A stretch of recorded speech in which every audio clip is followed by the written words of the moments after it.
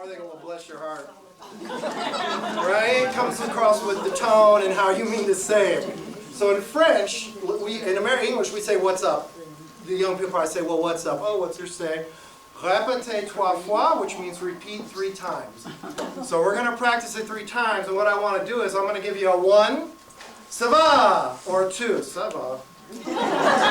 So when you see Joanne at the U.S. Embassy taking pictures and she's not supposed to be and the security guards are coming and I say, je ne connais pas les Américains ici, which means I don't know who this crazy American is, and I walk off, you're going to go, ça va, number 1. So are you ready? We're going to repeat 3 times.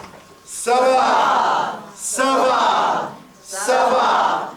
I didn't tell you what it means though. I wondered too. It means it's going or it's going well. And in the case where I go, ça va, that means it's not going well and I'm not happy, which, bless their hearts. There were times when it was going well and there were times when I went, ready? We're going to do the low-key ça va. So 1, 2, 3. Ça va, ça va, ça va. You'll be walking around town at the gas station or something and somebody will upset you and you'll go, ça va. It's a great phrase. It means it's going or it's not going well. So when you hear me say 1, ça va, 2, ça va. We can teach you some other phrases that may not be necessarily very Christian-like, but sure called. If you want to learn those at-home between friends phrases, I can write them down without my signature and leave you to share them with whoever you like. So, are you ready? We'll be in just a few seconds. All right, let's do a run-through. We'll try one more time. The high ça va. Number 1. Ça va. And you ready for the low key? Ça va. Perfect. I don't care what I heard about all of you earlier. I think you're very sweet. Joanne and Deb were commenting in the hallway. I won't see any names.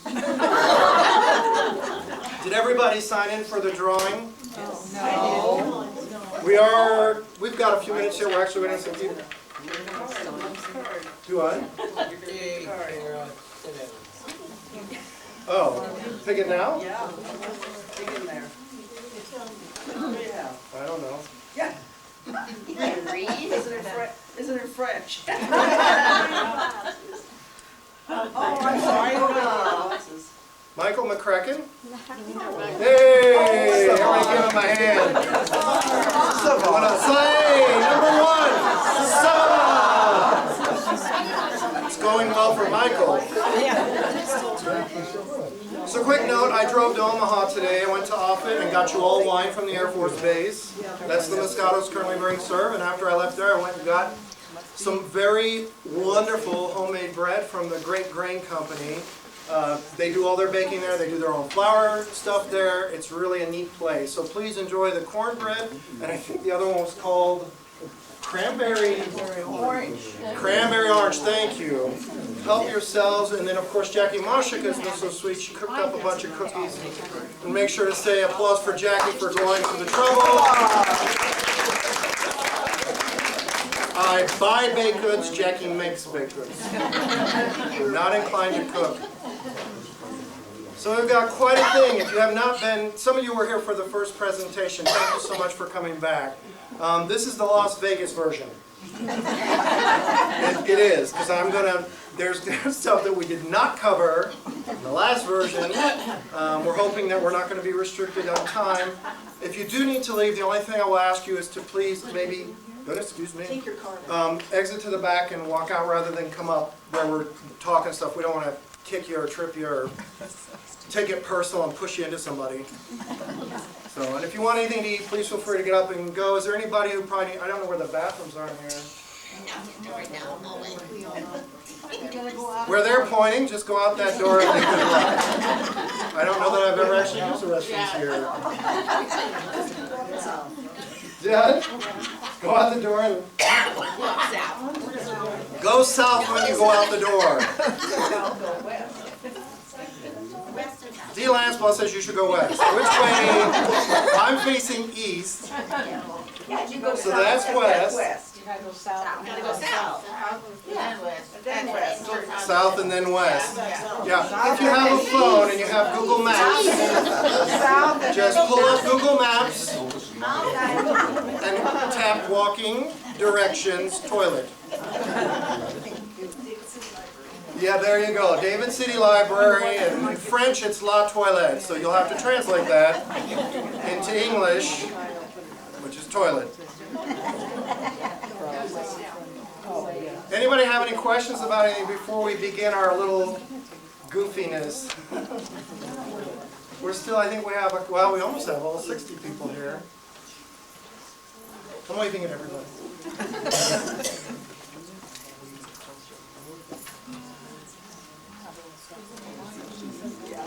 I'm actually going to go ahead and let me start my camera so I get going here.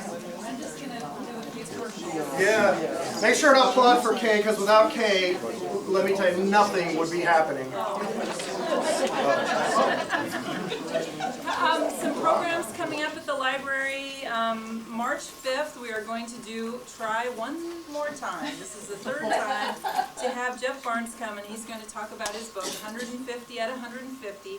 He went around the state and picked out 150 structures and buildings that were relevant to the history of Nebraska.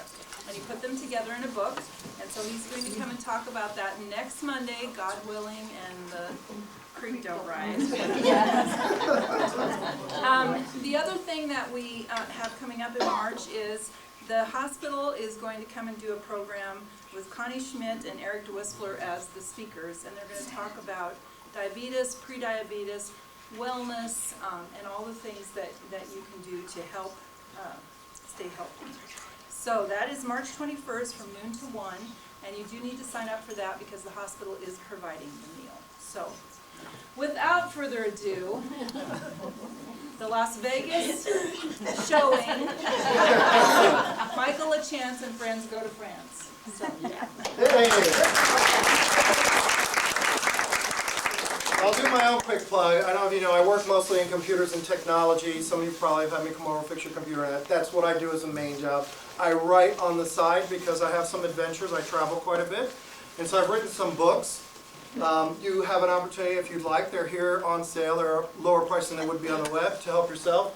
One is a drama. It's about a Catholic priest that's in Verdun, France, World War I. I actually was in Verdun, France. Not during World War I. Not with this coloring. And I heard the story about the priest, and so I wrote my own thing about what he did. He actually was able to go onto the battlefield. Anybody familiar with World War I was a horrible thing, and take pictures during the live action. So you cannot imagine that he actually survived and lived to live his life out. So it's really an unbelievable thing. Anyway, I've written a story based on some of that in truth, and then the rest of it. The other book, The Long Short, is about, I have to say that this person does not exist for fiction purposes, but I ran into a fictional character at the Paris airport in April last year who was a monster. And so this fictional character I wrote a story about, I made her plane crash and I put her on a deserted island. That's The Long Short. As you can see by the picture on the cover, there's an island. Anyway. The books are on sale here. I'm happy to sign them for you. I'd be delighted if you'd like to pick up a copy. They're also in ebook copies on Barnes & Noble, Apple iTunes Books, Amazon, Google, you name it. So I'm very fortunate to have that. I haven't done a J.K. Rowling yet, which is I've sold 10 million copies, but I'm working diligently to get there. Now, so let's get started. Ça va? Ça va? Okay, for those of you who weren't here, Vicki and Dale Kirkman. Sorry, that wasn't very Christian. We're practicing, what we have one is a happy ça va, so it's ça va, and the two is ça va. So just roll with it. So how this all started, for those of you who don't know, I was in the Wellness Center. I had this trip coming up in November, and I happened to mention in passing, it'd be nice to have somebody to go along with me. I usually travel by myself, even to Europe, Poland. I usually just go by myself because I have friends there, and I meet them, and then I'm kind of independent, and then when I'm done visiting with them, I go on and just do my own thing. But I had mentioned to Joanne and Candy at the Wellness Center, it'd be nice if you could come along. I probably was drunk, I don't know. Because after the couple days passed, I walked into the Wellness Center, and Joanne has a Ziploc bag, and she pushes it to me about 8 o'clock in the morning and says, "My daughter thinks it's a great idea."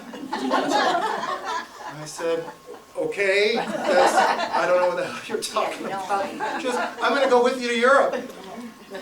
Really? All right. Wow. Could I go walk the track for a minute? Get warmed up? So come on in, folks. Come out and see. If you'd like some wine or some snacks, help yourself. They're behind you. So, long story short, because some of you already heard this, I told Joanne, yeah, of course, you know what, come along. About 2 weeks go by, and we've already bought tickets, paid for reservations, booked trains, airplane and all. Deb and I are talking on the phone, and she says, "I heard Joanne Luker's going on a trip with you." And I, as polite as I could, I said, "Yeah." She is going. I don't want to be rude, so I'll just keep my mouth shut. "Well, Michael, I would really like to go." "Yeah, I was afraid you were going to ask that." And Deb, actually, I owe her a favor because while I was working the Macy's Day Parade in New York City, I met the CEO of Macy's. And the CEO was dating someone who was from what starts from Hastings. And she said, "Oh, I heard you guys do kolaches. I don't even know what it is. I'd love to have some." And my girlfriend would love to, get them, but we don't have anybody we know. Deb made those kolaches. We had them driven to Columbus. They were driven directly to Omaha Airport, and they were literally put on a plane. I'm not pulling your leg, and flown overnight to New York City.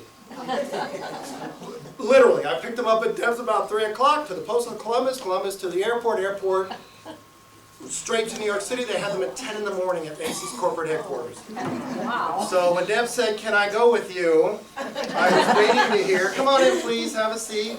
What's fair trade, right? Hank and Bonnie, come on in. There's some chairs here. Did you want some wine or some baked goods? No.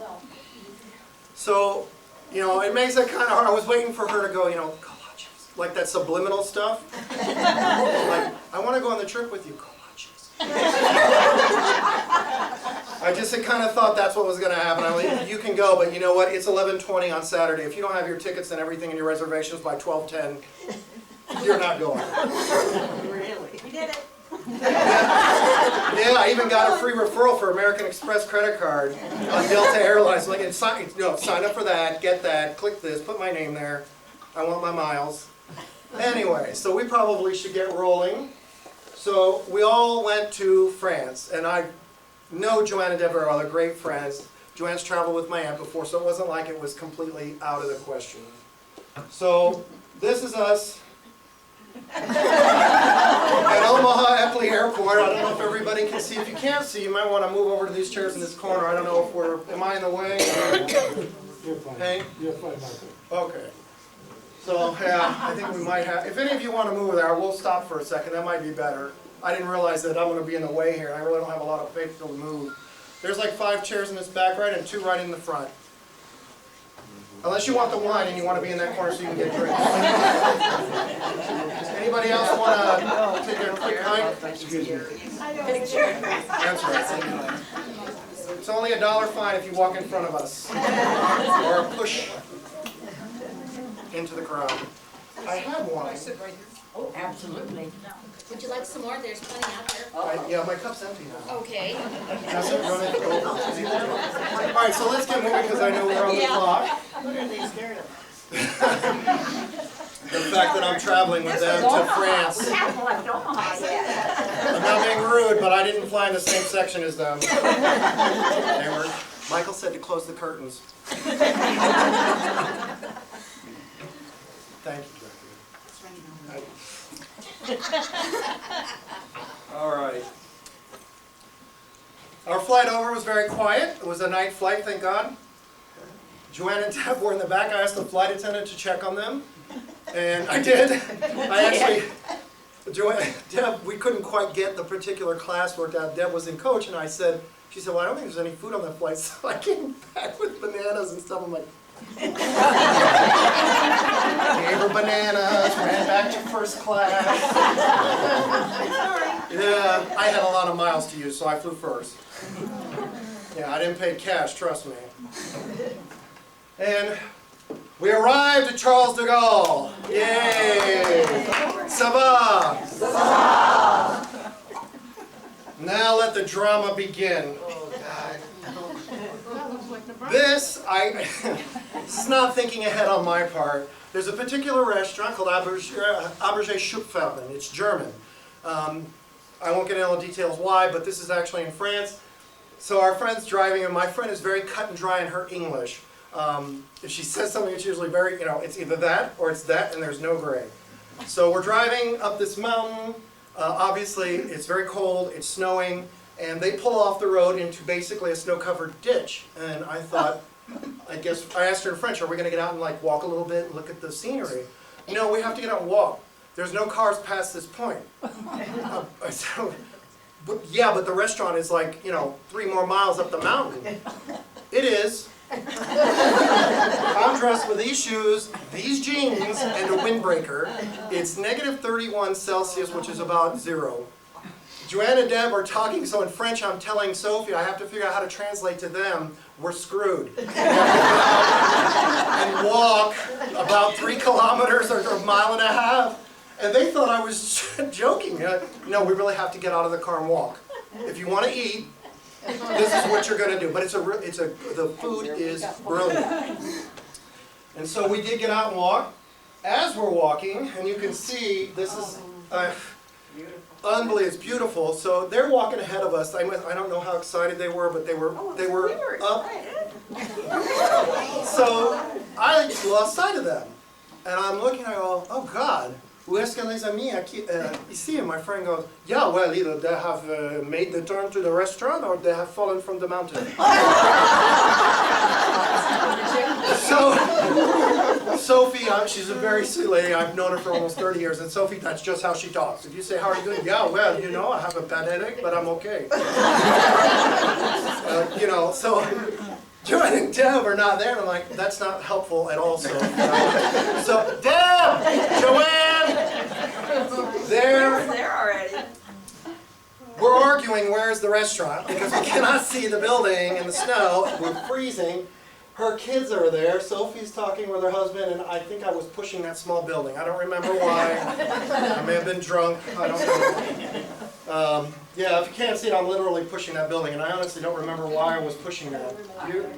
Yeah, well, it's on picture now, so we're stuck. You have to understand, before we even started this venture, it was nice. The sun shining, but as we're getting up into the mountains, the snow starting, so it's getting worse and worse as we go. I should say, yeah. Yeah, they take their We're chance of snow. Yeah, they're down at the base of the mountain, so it's still kind of green. It's 40 degrees, and we're thinking, yeah, this is going to be great. But then as we started going up, it was just, translating, well, we may have to walk.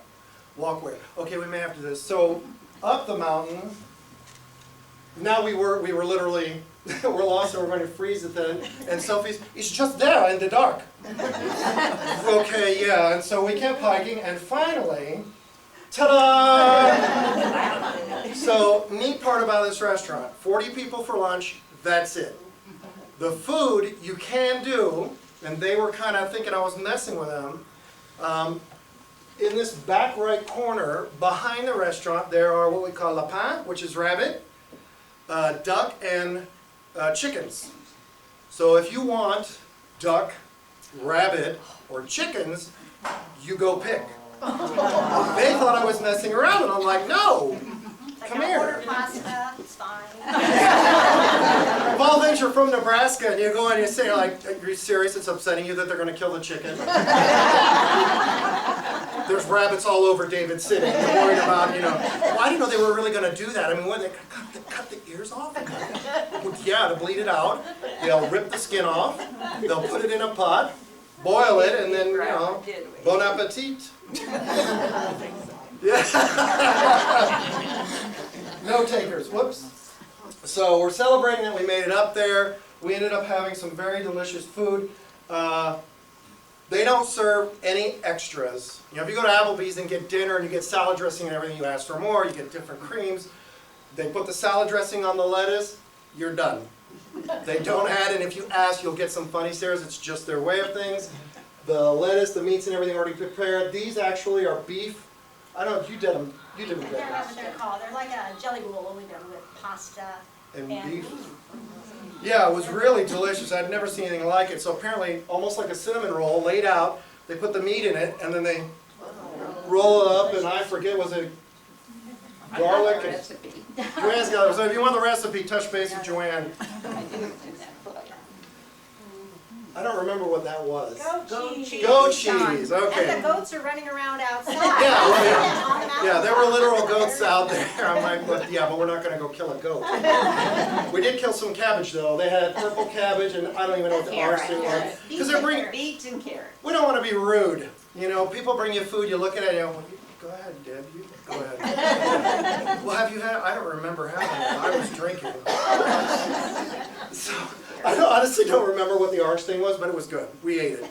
Everything they put in front of us, we cut up and we took a little bit, and then when we realized it was okay, we ate. This is our appetizer, unlike, breaded cauliflower and mushrooms and all that jazz. We Yeah, do. fried calamari, fried mushrooms with horseradish sauce. Everything is very natural, very organic, and then really nice laid out. And I would have never thought to eat this red beet cabbage stuff. It was delicious.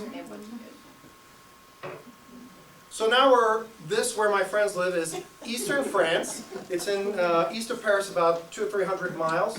And so we take TGV, which is the high-speed rail train, and I do have some video of that to show you. So we're in the Alsace wine region, and that's pretty much what they're known for. Joanne had a great time in the Alsace wine region, which you're going to see. She's more hands-on than we were, which is the number one. If you're an alcoholic, well, that's like Johnny Carson a minute there. Like, okay, I'll tell that joke over again. So Sophie, you're at the wine person's house. So they have a phone, and they're upstairs sleeping or resting or whatever. It was dinner time, and Sophie picked up the phone, and she literally says, yeah, well, I have Americans down here, and they want some wine, so open. demanding to have some wine, and they did. And this is Joanne with her tablet looking at these casks, which were not for consumption, but Joanne managed to get some wine out of a couple of them. Not ready for consumption. Joanne did lots of things with that flippin' tablet, which we'll get to later. So the next slide is a picture of us enjoying the wine, learning about the wine. Something special that they do in France is at the point in the fall when the temperature reaches freezing, they have 30 or 40 workers in the wine fields with their baskets. The guy says, look, the grapes have been at 32 degrees, our temperature Fahrenheit now, for a couple of hours, and then they go pick them. Because it changes the flavor of the wine, which I never knew, but it really is delicious. Goodness, excuse me. It's like a Moscato in that. Let's see, so Joanne is more hands-on. Not one bottle, not two. Not three. 1, 2, 3, 4. You can see Sophie and I are listening to what's being said. Joanne's at the table, in her right hand, if you look, she's got a 5th bottle. You can see the outline here. She got caught with the picture, so... Number 1. Sama! She's having a good time, it's going well. Yeah. 5 bottles. We were like, well, wait a minute, how many bottles do you have at that table? Oh, just 1 for me. No, miss, you got 5 bottles open there. We sampled. We got to sample several different kinds, and I have to say, before we left the United States, I said, I am bringing home wine for my family. I'm going to get a case of wine, and I'm going to ship it back to the United States so we don't have to mess with it. What did I say, though? This was he said, you buy it, you carry it. You buy it, I'm you're not going carrying to it. carry it because I'm going to ship it back. UPS, More than that. whatever. At my daughter's address, we are all set, so it's going to go to Omaha to her place. This is such a small winery, I said, and we can have this shipped because Deb and I talked, and boy, she went 4 bottles, I went 4 or 6, he had no idea what we were talking about, UPS and all that. No. I literally raised Cain with them. I'm like, do not buy anything you have to carry because this is day 2 of our trip. We have 11 days. I'm not carrying any extra weight you bring. That's my disclaimer. So, we had to downsize, and I bought 4 bottles of wine, Deb bought 3, Michael bought 3. And the man packed it so neatly in these little white boxes, and they all looked the same.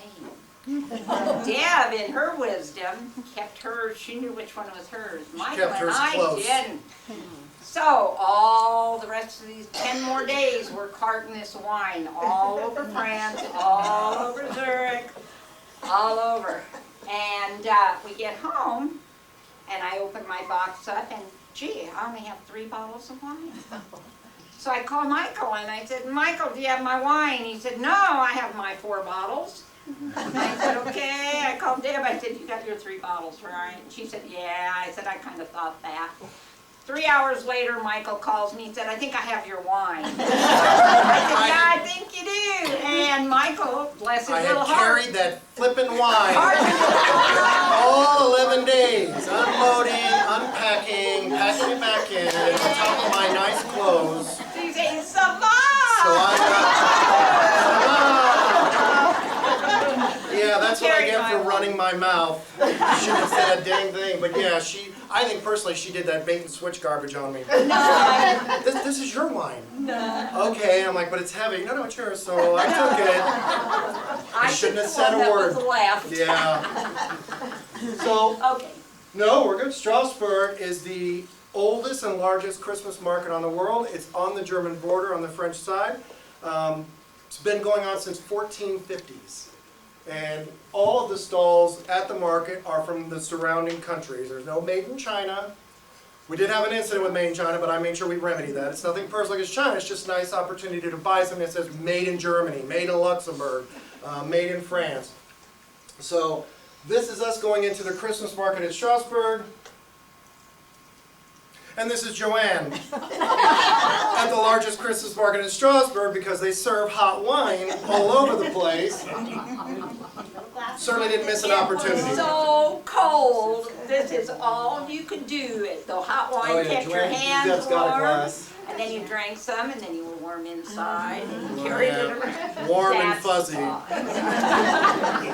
You'll see several of these pictures. So they told us a story about this Christmas tree, which here I don't think it would work out. And Deb, I think you actually know the whole story Yeah, about. you know the story, yes. This is a great big live Christmas tree in the big Strasbourg market. And they put the first tree up, and I guess the wind blew that one over, maybe, broke the top off. Yeah. Well, it's 50,000 euros per tree that they put up, so. About $67,000 per tree. Was it 67? Well, 50,000 euros is. Oh, roughly equal to, yeah. $67,000, right. So the next tree they put up, they realized it was crooked. So they had to put that tree down. The third tree they finally put up, and this is what they got. But each time it cost about 50,000 euros for that city. Well, like, look, man, for that kind of money, just leave it there. Picture, we'll just lower the camera, cut the top off. All good. No, the Christmas market was really neat. Unique features about Strasbourg. If you're ever thinking about doing some twilight travel in your retirement, skip Paris and go to some of these outlying cities where it's very personable. They don't look at Americans and think, like they're Parisians, they consider arrogant, donkeys. I won't say jackasses because that's rude. But, same thing with Americans that we say, oh, those French are arrogant. Well, Americans are. It doesn't matter. Here, people don't care. Have a good time. Have some hot wine. Enjoy yourself. And really, you can kill 3 or 4 days in these markets. Beautiful things to look at. Lots of fun. Take friends with you. That don't listen. Can we sign up? Yeah, that don't listen. Like 2 children. This is why I don't have. Never mind. Strasbourg has its own Notre Dame, which most people don't know, that the only other Notre Dame, of course, is in Paris. The original Notre Dame, what have you, is dated from the 11th century. This particular Notre Dame, and you can see some of the architecture, phenomenal. Catholic Church, if you really have something, if you're deeply Catholic, you'll want to visit something like this because it really is breathtaking. You walk in and you're just kind of overwhelmed. I'm not, but it was still a treat and an honor to walk into the church and take in some of the things that are there. And you really do get, a certain feeling. You walk in and you're kind of just like, wow, okay, let me humble myself and come inside and see. I'll go to the next. Those are 11th century tapestries. So when you're walking around David City and you see things, or you go to the church, we have a beautiful church here. St. Mary's is really, since the renovation, is also amazing.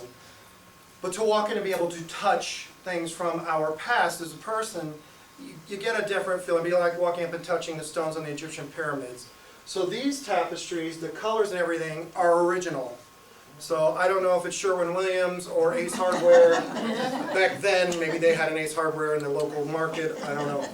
But everything's original. The stained glass windows are mind-blowing. The colors, and it's just, 11th century. How, what artisans were around and how long did it take to accomplish these feats. So really beautiful. I did tell Joanna and Emily, this isn't a, if you touch it, break it, you bought it. This is if you touch it or you break it, the police come and you go to jail, and I pretend I don't know you.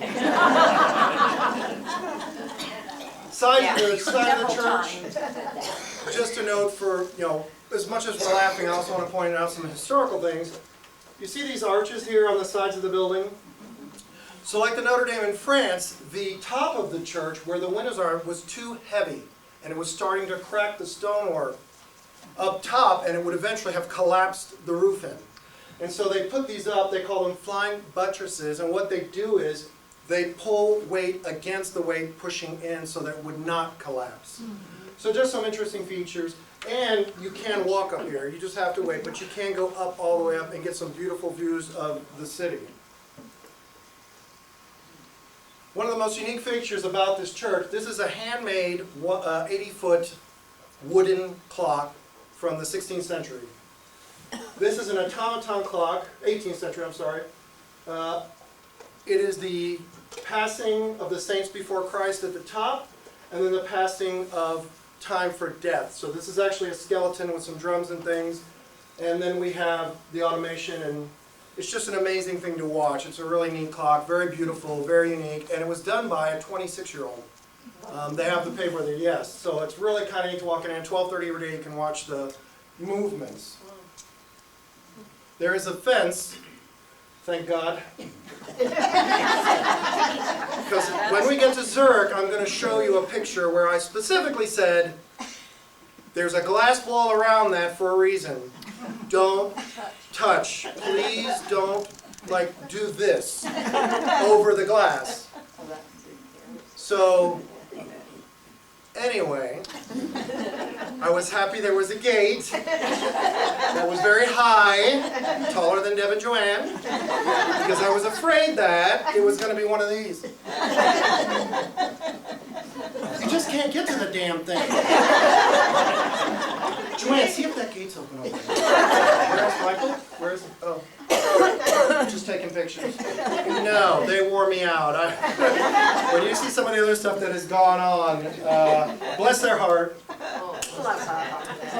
Beautiful stained glass. So that's beautiful. there's something to be said for a person who, I'm sorry I flipped it back, the stained glass who does that. I cannot fathom how many thousands of pieces it takes to make this and then put it into place if you're talking that many years ago. I mean, I have trouble. I don't even like doing construction. I work in technology. I had to move my mom's closet wall, and I just thought, I had splinters, and you can see my hands if you look closely, they're all carved up. I'm like, look, is there somebody who will come do this for $100 or $200? So I can't fathom this. I would have been cut to pieces. I just took them in a box and there you go. Strasbourg Christmas Market, all building. Comar, I'm sorry, Comar Christmas. I never realized that Joanna sat on the ground here. I don't know. I looked at the photo. I'm like, oh my God, she is sitting on the ground. So I don't know why they were pouting. What? After all that wine. You guys know me. We've been trying to be nice and not say the word alcoholic. I know I'm having some wine, but trust me, they had my act beat, and I bartended. So, nice Como market, Christmas market. I don't know who this person is actually that's sitting here. Beautiful town square, beautiful place to walk, wonderful people in town. Everybody was very nice to us. No drama, not yet. Actually, I'm sorry, here. Some beautiful buildings on the walk. It's all cobblestones. It's real nice to walk around there and just some things to see and everything. And thank God it was very quiet. Joanne and Deb didn't give me any trouble. We were all tired. And I'm like, don't push. I said, I was laughing because I just kept thinking, like, oh my God, what is it like if you actually had kids? I have, 7 nephews and nieces, and I just never have had kids of my own. It's fine, whatever. But I cannot fathom a full 8 hours with a younger person, like a teenager. I think I would just probably go nuts. Like, no, just go away. Just go. Here's money. Go. This is where we stayed. I wanted to make sure you show this because in this yellow building was this very lovely lady, probably 80s, maybe 70s, very charming French woman. It was raining when we got there. There she is actually, hiding behind the plant. And she invited us into the garage. She yelled at her grandson to get out. She said, let the Americans come in. Very sweet lady. And, oh, whoops. I was going to talk about her because there's supposed to be a picture of her there. It's not, it's the bathroom. So anyway, this is a really nice bathroom. We have a shower, soaps, and lotion, just in case you happen to be curious. I think we got off the beaten path. There she is. Okay. Lovely lady, a real treat, to have met her and talked to her. And she didn't speak any English, but that was okay because then I could talk about Deb and Joanne behind their back. She was just a sweet little lady. In the morning, she would open up her shutters and she would say, bye, have a good day, or whatever she said in French. She'd kiss us each our cheeks. And So she thought I was with one of these girls. I'm a rich widow and have a nice home. I'm dating the skinny one.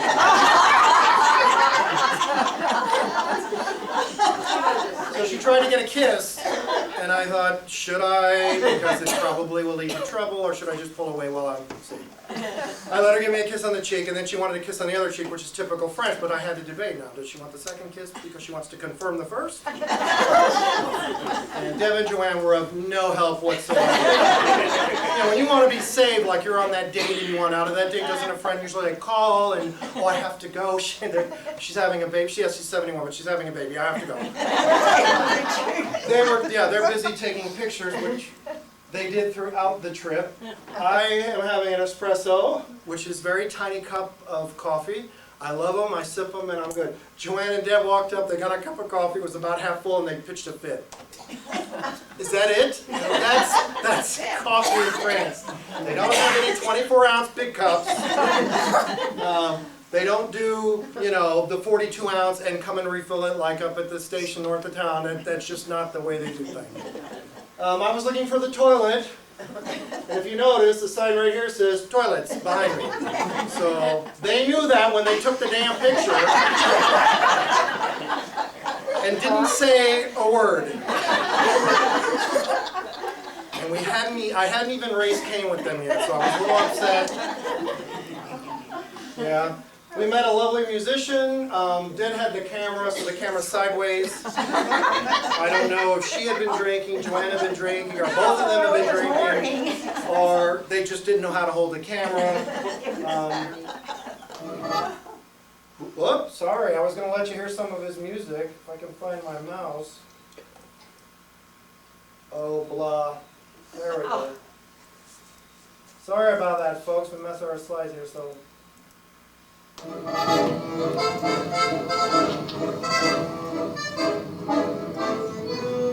was a nice tune to have, right? And number 1, Savage! Yeah. Wasn't that nice? And I gave him $5 without even realizing it. I had some euros, and I'm like, here you go. And then we were talking after, I'm like, oh my God, I think I just gave him like $5. We need to get a whole minute of his music, not 30 seconds. Very nice guy, very cool person. We'll go to the next. So this is some of the villages behind us. These are the original buildings from the 17th century. So if you were there in 1710, 1724, that's it. That's what they look like.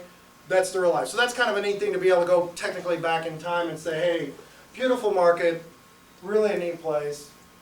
And Joanne, after the music stopped, of course, was drinking. And no, that's not the same picture. She wants you to believe that's the same picture. Joanne, you want to talk about that Christmas dolls? Oh my goodness. Oh, wow. Did you want to talk about the Christmas dolls?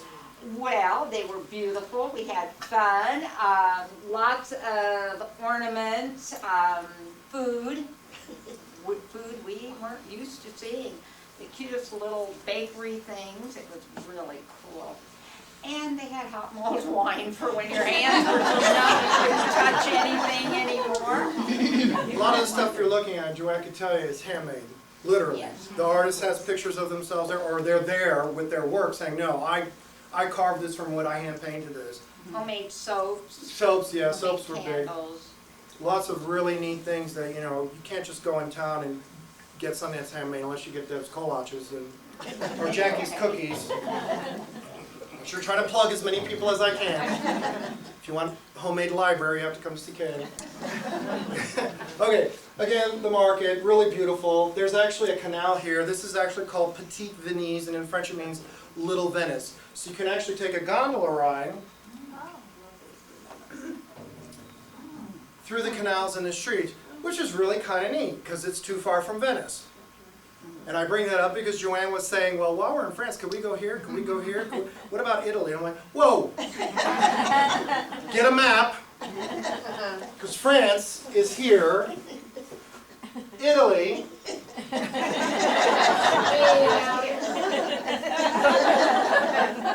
Rome, and then Venice. Overnight by train, 2 days. Michael said, hey Joanne, we have 2 days that we don't have anything planned. Where would you like to go? So of course I said, well, let's go to Italy. And that's kind of what he said. Yeah. And then we settled on Zurich, Switzerland. Good Yeah, choice. what a plus. Uh-oh. Please, Deb and Joanne, do not take pictures of the security here, because in this country there is a real terrorist threat. At any point, literally, in this country, we could be bombed, shot, stabbed by some idiot walking around. They had just had a stabbing in Marseille, and there were some personal concerns between the three of us of, you know, what do we do if we're at the train station, which is a guy walked up at the train station and stabbed 2 women to death in Marseille, just standing there. So we had literal concerns. So France was on high alert. I specifically said, they have a very strict rule, don't take pictures of the security because they might be under the impression you're trying to figure out how they're guarding, what the routine is of the patrols, and that kind of thing, and that you might be a terrorist. In my defense, Okay, Sure, what the we building. did, I said, okay, Yeah. Dad, And this was the same that they did when I complained. I'll stand here, you take my picture. And then I kind of moved a little to the right and took a picture. Because how often are we going to see this walking down the street? Honestly, would you not have done it? Notice how she's He trying to doesn't draw understand you all in. I don't understand. Number 2. Savant. That's like number 1. It's like going to the bathroom. 1 savant, 2 savant. Yeah, so Anyway, they took the picture and they literally did what you just heard. we did. Deb went, and I was like, what are you doing? I saw the picture, like, I told you not to take any pictures of the security. We did. So, as we go forward from here, please watch what happens, because it doesn't stop here. Then, we run into a serious problem in Paris, and I walked away. It wasn't serious. It was not serious. Just a quick shot of the picture here. I don't know who this fat guy is with the beard stuff in his face, but I thought it was cute. Yeah. Wait till we get to Zurich and you hear about the Muslims in the restaurant and we're not going in there. And look at the decorations on top of these Oh, buildings. sorry. That's what we Buildings. took Yeah. the pictures of. That is cool. Yeah. Yeah. All the buildings. it really is interesting to go there and see. And you know, some people might be like, God, that's boring. I don't want to stare at Christmas pictures. Well, that's fine. There's lots of pretty girls and whatever around. You can go look at them. Unless you're a woman, then you can take pictures of the armed security guards who are also walking around. What does that brassiere mean? Brassiere? She would hit me with that. It's not brassieres. I know. It's a shop of clothes and collectibles. Okay. So, ooh, good Interesting. question. Normally, I would have just been. Deb made a joke, and Joanne hinted at the joke that as the longer we stayed in France and the more I was talking French, I suddenly started going, yeah, well, you can go there, Joanne, I don't care. My accent, my Yeah, we don't understand him anymore. Yeah, it happened when I went to Georgia. I was there for a couple years in college, and by like the second year, I was like, "Hi, how are y'all? Is your mama all right?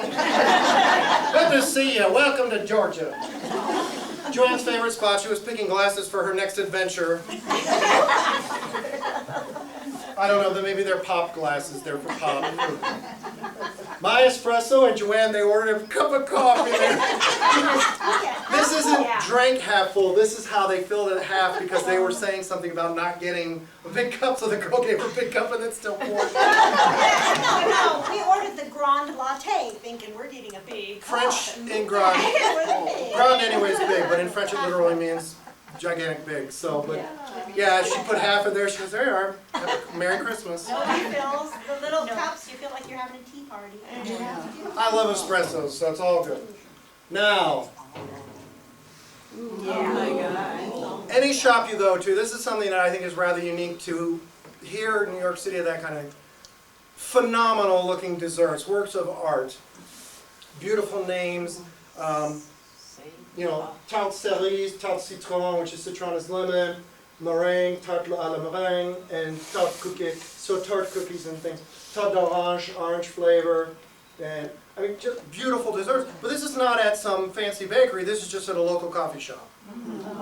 Some really, I have to say, the French do knock it out of the park when it comes to making beautiful, artsy-looking things that you're kind of like, well, I don't know if I should eat it or put it in the window, or spray it with some paint and leave it for guests when they come over. Like, look at what I got.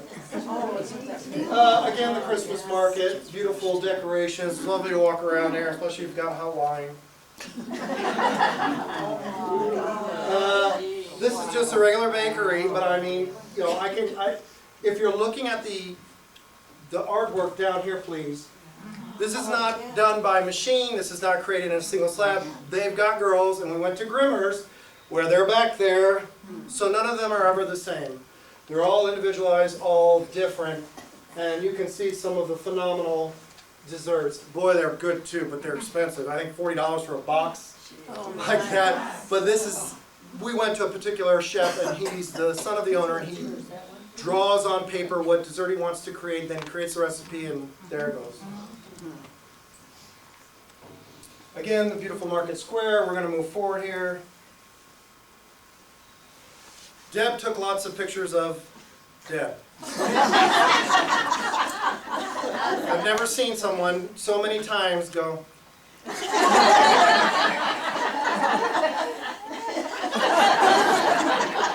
Even at the museum with the Mona Lisa. Like she was at some kind of party or something with her girlfriend. We went to my friend's house, Sophie. They're, again, rather unique. This is their house. They have glass in their floors. This is literally looking into the garage from the hall. I don't know why, it's just something they do there. So throughout her house, including the bedrooms, not the bathrooms, but including the bedrooms, there are big, as about half the size of this table. You can walk on them, glass looking through the floors all the way from the roof. So from the roof to the first floor, or to the third floor, second floor, first floor, and into the garage. It was cool to do it. It's weird to walk on it though. Yeah, it was scary. So the one, right? The one picture, I go, hey, you should pose. Sticking her tongue at me, Joanne making a face. Nobody could just be polite and go. You know, it's always got to be something. And Deb's phone, of course, is on because she's going to do a selfie with the glass. So lots of fun. They have a funny thing here about the walls, because these walls in these houses connect with other houses. And so there's actually a symbol on the wall in France that tells them it's either their wall and their responsibility to fix it, or it's the neighbor's wall, even though that is an interior wall to your house. Yeah, so they actually... It's like engraved. Like. It's in the stonework. There was a triangle and a marker, and that told Raphael and Sophie that that was their wall. If it collapsed, if it had damage, if there was water or something, it's their responsibility to fix it, regardless of it being on that other person's side. Something funny in France, I don't quite get it, but okay. We went ice skating. I had the 40-centimeter shoes, which killed my feet. They gave me the 43s, They hurt worse. They went to the 48th, and the Frenchman at the door, at the window said, that's as big as we have. How big are your feet? Just shut the heck up and give me the damn shoes. So I went out and stood. I'm in tears actually, though I'm smiling. They hurt. We were trying. I can ice skate. I couldn't ice skate to save my life, and Sophie's son Paul came up behind me and was pushing me. Not at my age. I have to take a nap to get ready for bed, and this just did not help my condition. But Deb was having a good time. Mulled wine, a shot of Jaeger. She was out there doing twists and turns and. That was not me. I was. What do you mean? That's you right there. I'm not gliding along. I'm creeping. You sound like somebody who's committed a crime. I know that's not me in the picture. That's not me. I don't know who that is. It's not me. That's Deb. Sticking her tongue out again. And of course, the man behind her said, "What's with the American?" Deb taking pictures on the carousel of Deb. Number 2, Sava. I didn't get a Sava over here. Sava, yeah, join or I'll start speaking Christmas. Where everybody knows Joanne's name, friends. That is the same picture from the earlier, that's all right. Yeah. And because I got tired of taking it. Oh. I was so mad. I'm sitting in a chair listening to Sophie's daughter play the harp. Very quiet, enjoying myself. I went to lean forward to congratulate her, and the chair slid out from under me. Deb gets up and goes, "Don't move."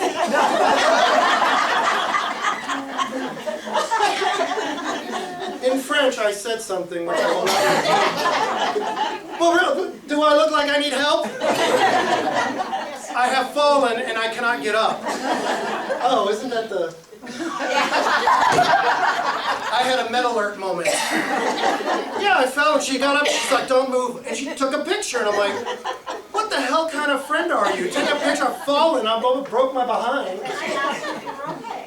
After the picture. Joanne didn't get up at all. She just looked at me and goes, "Are you okay?" No, I'm not. You will never travel with me again. We're just getting warmed up to what went on. We met a girl. This American heard me talking, came up and said, "Are you American?" If I'm speaking English the way I'm talking now, I'm probably American. Decides to start chatting with us. At that moment, I said, "Isn't it interesting that she happened to show up at this moment?" Whoops, I missed the picture. Let me go back. So, it turns out in particular, I actually had to leave Deb and Joanne on their own so I could go hang out with my friend. Sophie wanted some private time so we could go out lunch and that. And I was going to leave them with a map and just say, "You'll be fine, just don't get lost." They didn't have any phone service. So, be back here at such and such. It was like talking to a 13-year-old. "Mommy's leaving now. When I get back, you need to be here. Not at 2:15, not at 2:20. 2 o'clock. So I'll look at our watches, the big hand. Well, seriously, that's what I was getting. I was like, I'm feeling like I have to be, Daddy said. So Amy happened to show up, and I did literally say, good. I'll let Amy, I said, "Amy will take them around, you can show them around." Amy had a phone. She said, "I'll text you. You don't have to. You can keep them." Very sweet. She offered to take them off my hands, and I'm like... So, anyway, after the fall, I've got these backwards, and I'm sorry, but after the fall, I was at my friend's house, and we sat down, like, just get the 2 women away from me. Away, if I fall again, and they take pictures, I'm liable to kick somebody. Part of the market we went to for food, I laugh at Deb and Joanne because there were pigs with heads on them. We're from Nebraska. We have pigs. We have pig farms. We slaughter pigs. We don't know anything about it. They got all worked up. And, oh my God, look what they do to them. And they're taking pictures. You don't come with a head. Oh, no. Yeah. Pork chops. Hey, can I back up to Amy again? Yes, yes, of course, hang on. Amy was from New York. She was 29 years old, traveling by herself. She was gonna meet her dad eventually in Ireland, but she was going to several countries by herself, which amazed me because she didn't even speak the language there, totally on her own. So when we met up with her, she was very happy to see Americans, and so I am still in touch with her. I think Joanne is too. We still email back and forth and say we should go on a trip someday. So. Sweet, very, very great. We have a lot of fun with Amy and Yeah, go ahead. Go on a trip with Amy. Amy told her dad lives in Ireland, and she goes, you should go on a trip. And I started laughing, and I walked off. I'm like, good luck. Yeah.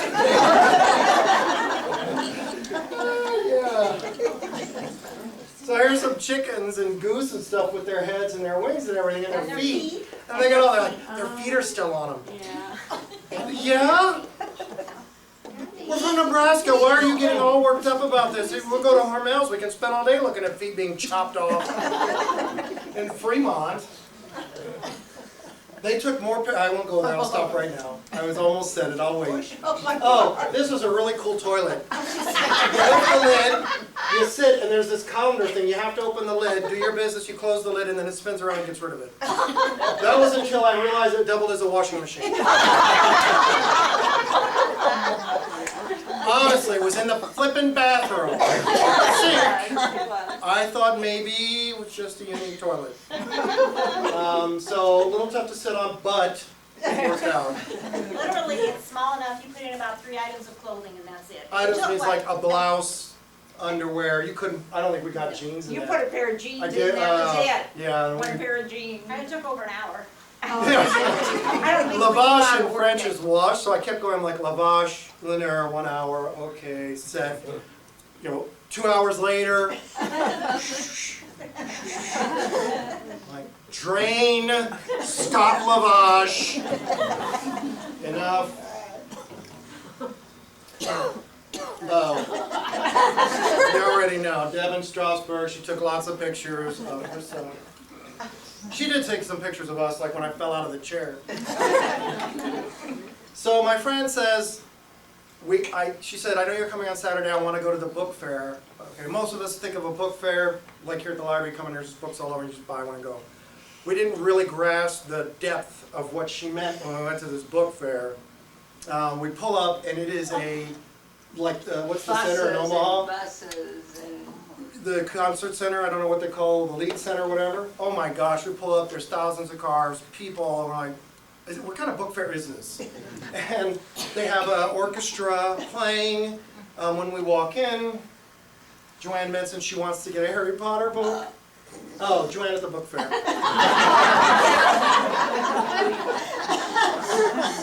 Pictures are worth 1,000 words. I have to explain. Your story, Joanne, how I about asked my grandchildren, what would you like from parents? What would you like from on this trip? Brooklyn's a 7th grader and she's taking French, and she said, I would love a Harry Potter book in French. Okay, I'm going to France. How hard can that be? So, and Mia wanted a cat, and Evan wanted a football shirt. Okay, so I have the 3 things I need to get. We're going to a book fair. I'm thinking children's book fair, just like the library has. How easy is that going to be? We get there, and it's huge, absolutely huge. We're walking around, and Michael's walking with Sophie and her children, and Deb and I are kind of walking around, and we see old books, and we see all these guys with all these books in the middle. So I walk up to this guy, and I say, do you have any Harry Potter books? And he kind of looked at me, and no, he didn't. Then we find out these are French authors. Famous French authors that are There were there. actually some national Like Michael. European, New York bestseller authors, and Joanne Yeah, walked up and with said, "You got their Harry books. Potter?" And I'm going, an English author. I'm going, hey, you have any Harry Potter books? The guy just And looked he like told me no. you Americans. So we're walking around, and we finally figure out what this is all about. Oh, okay, I really put my foot in my mouth. And Paul, Sophie's son, came over to us, and Paul doesn't speak English, but I mean, we can understand each other. He said, Harry Potter. And we went over, there was a whole series of Harry Potter books. I got the #1 one, exactly what Brooklyn wanted, in French. She was thrilled. She gave the guy heck because it wasn't in English. I'm like, we're in France. No, she wanted it in French. And we got it, and we only really screwed up with one author. These were crazy. Yeah, if you want to be the obnoxious American, it'd be like me selling my books. You walk up and go, "You have any J.K. Rowling?" "No, I don't. I have my books." "What the hell would I have J.K. Rowling for? I got my books I'm trying to sell." "No, We please." had no In idea. French, let me be clear. Voila. Take your butt and get the heck on down the road. Yeah, but we But had she no got the book. idea what kind of book fair this was, but we found out. How much did it cost you, Joanne? What? $23, 23 euros, something like that. So pretty much what it would have been here. It's the extra €6 for the trouble. From the author that All these said- authors looking at each other going, "Yes, she just did ask me." Because they're in stalls and, you know, There's books I'm not as all famous as over. any of them. I write, but I don't write at the level that these guys are at. I mean, you know, these are literally some New York bestsellers and that kind of thing. Yeah. And so, you know, it comes almost as an insult to actually ask that. If she asked, like, "Do you have any Stephen King?" we might have got by. But to ask you something like, "You got any Harry Potter?" "Oh, these are your books." Sorry. But Joanne got her book. She was You good to know go. what? I never saw him again in my life. Never see me again. I'm not Number 2. She's so happy in all her pictures. She was having fun. Yeah, she did have a good time. Let me tell you what, we're not even there yet. Rimmer, the cheesy and chocolate place we went to. What a neat place. Let's get a picture inside here. So you've already seen some of the gourmet chocolates. I'm sorry this is a repeat photo, but I think I have another one here. Yeah. So cakes, pies, and tarts on top. All girls in the back, guys in the back, working hard, making these desserts. On this end, though, all hard liquor. Up to an ounce in each of the chocolates. So Jack Daniels, Amaretto, I think was in some bourbons, some vodkas. And you really, when you bit into it, I mean, you could have poured out the liquor. So we bought Joanne some. She was thirsty. Here's a picture from earlier, and I apologize, this should have been in one of the things, but Amy, I was able to offer an opportunity for Joanne and Deb to join Amy's cultural exchange program from New York. No, it's just those two, but watch out, they don't listen very well. Amy said, "Those kids," and I'm like, "No, those two." Amy loved us, and we loved her. We had so much fun with her. I was There she happy. is. Yeah, they stopped and had pizza, so it was very good. If it was not really. I know, don't think, Zurich, you're going to see how my face when we go to eat at a particular place that I said, "Do not even ask me. Do not ask me, don't mention it, don't point it out. I don't want, not here." If we're in Omaha and you go, "Oh, look, at that restaurant." "Okay, fine." But not in Europe. I don't want to go for Chinese in Europe. I don't want you to go, "Look, there's Latinos, Mexican." No. There really wasn't Oh. pizza. Look what it is. What do you see in La Photo that and this is, this is not the same picture because one of the guards is black. It's somebody else that I had just said, "Please stop taking pictures." That was posing. Joanne, Deb, I said, please stop taking pictures of the armed security forces. Why do you look at them? I was looking at the beautiful colors in those buildings up there. They were just walking by. It doesn't end here. No, it doesn't. Our train to France, something you should know about French trains. They're very long. European travel is very train-like. You get on a train, you want to go somewhere. It's not typical to take a car. When you get off the train, you need to get off the train and move away from the doors. I'm just throwing that out there. All right, ready to get off the train. This is a routine we're having to go through because we travel on trams, subways, buses, high-speed rail over 200 miles an hour, regional trains like the one you just saw about 80 miles an hour. But when the doors open, get the hell off. Excuse me for my French. All luggage in hand, at or near exit door. Bell rings, politely exit. Do not stop at door. Joanne. And you stopped because there were 5 other people here, so being the polite person I am and not shoving, I stopped. Michael's behind me going, move it, move it, move it! That's not totally correct. The train stopped on the TGV. There's probably 300 passengers. In our particular car, there's probably 80 because it's a double-decker. So we're down there with our bags. I say, okay, when we get off, we get off. Joanne walks out of the train. She walks out, she goes,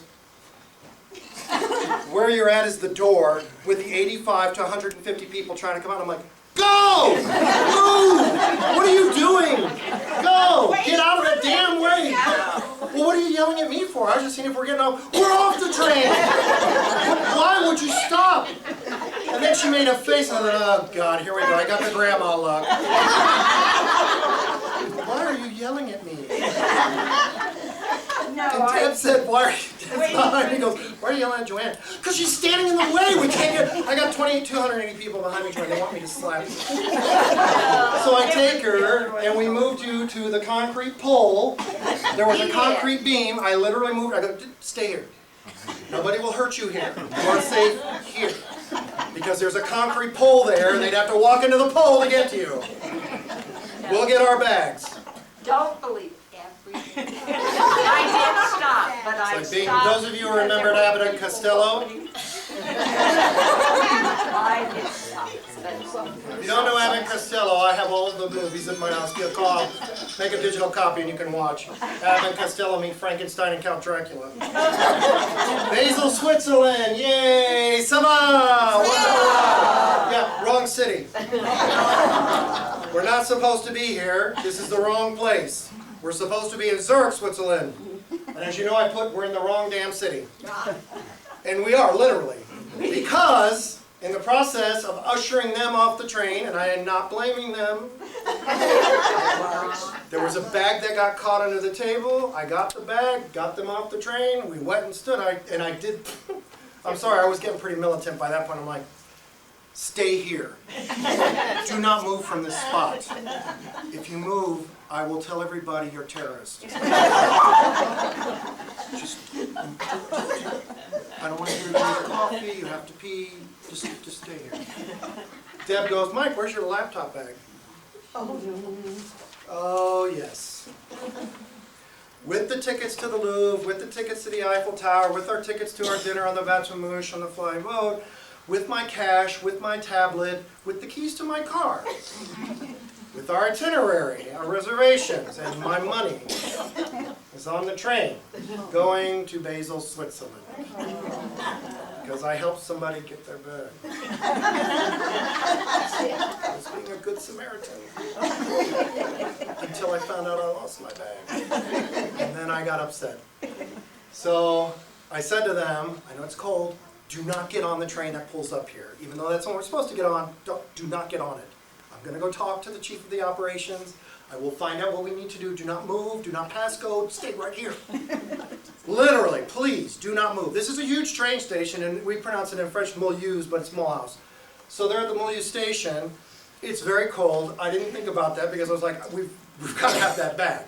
That train is on its way to Basel, Switzerland, which is not even close to where we're going.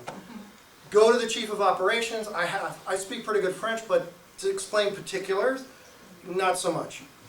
But obviously we were able to talk. The chief of the operations is very nice. I'll call ahead. They'll check the train, see if the bag's on there. We'll get it loaded. I'm sitting there, and every 20 minutes, like a mom watching the kids in the car. You wait.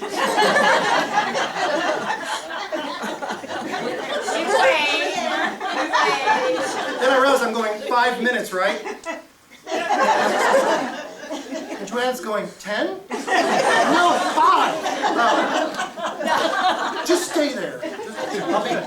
I go back, talk to the chief of the operations. No bag. They've inspected the train, it's not there. Now I'm getting sick because there was over $400 in cash. American cash, I could care less. It was my American cash was in that bag. My tablet with my passwords to my bank accounts and lots of other stuff. So it was a big deal. He comes back, he goes, I come back out, they're there, they're frozen. The train has come and gone that we're supposed to be on, and we specifically bought First class tickets on that train because of the service, because it was going to be a very unique experience traveling to the Swiss Alps in this TGV Lariat train. Now we find out we've got to take a regional train, which is like riding a bus, after all we spent for the first class trip, to Basel, Switzerland, to see if they have my bag there. So I come out, and apparently, even though I said stay right there, We did. they were taking closet breaks in the janitor's closet to get warm. They were going into some room with a metal door and hiding in there. And I'm like, No, didn't you go into that one one? at a time. One stayed outside, Keeping a watch for me. watching the suitcases, and the So- other one came. When I come over there, I am not in, forgive me, obviously I was worried about my bag. Not good spirits. We're waiting. We have a train coming, which we're going to take to another city. We're already a couple hours delayed now. Going to go to Basel. We're going to have to figure it all out as we go. We only have 3 days in Switzerland, so this is now biting into our time, and I'm starting to stress. I thought, okay, whatever. So the train is coming to go take us to Basel. The chief of the operations, that's what they call him, chef d'operations, is coming. He comes over. He says, listen, the train that you were on is actually coming back from Basel, Switzerland. It's going to be here in about 10 minutes.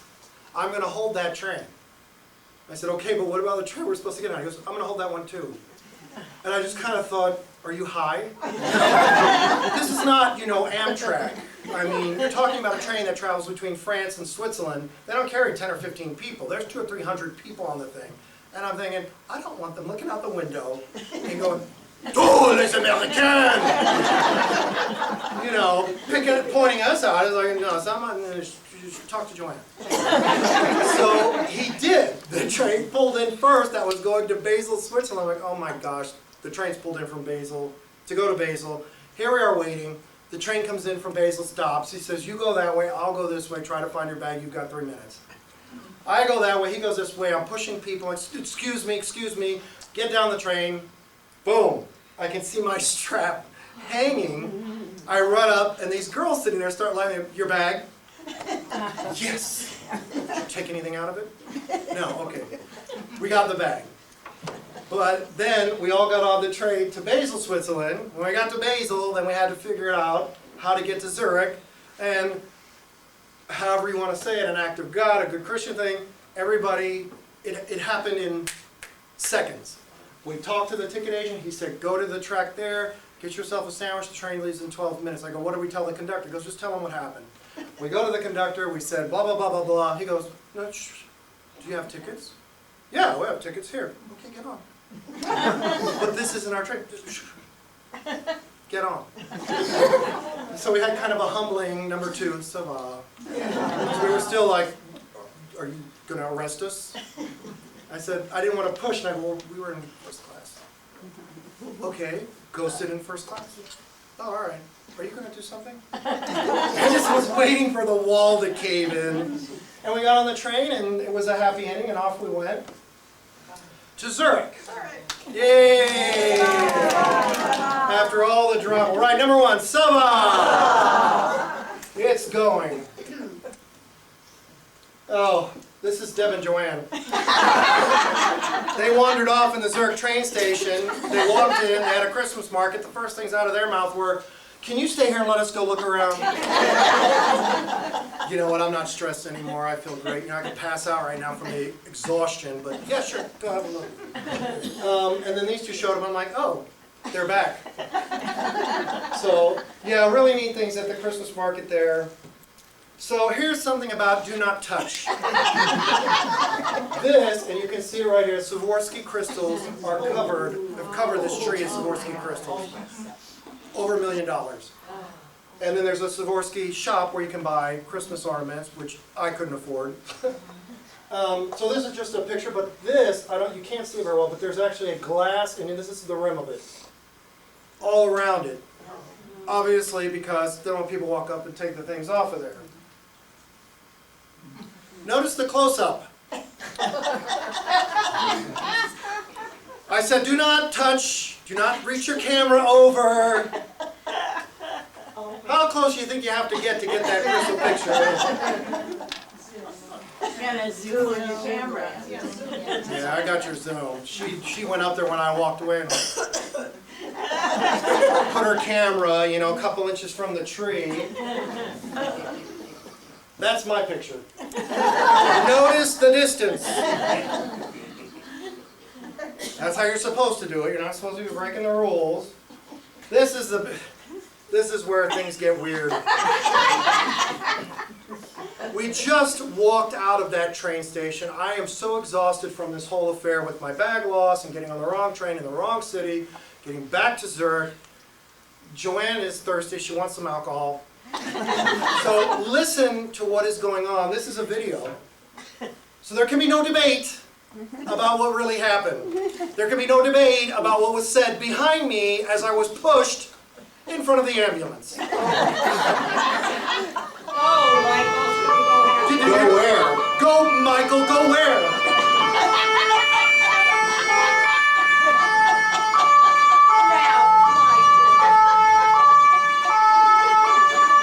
There's a tram. There are cars. There's an ambulance coming. People are beeping and honking. Go, Michael.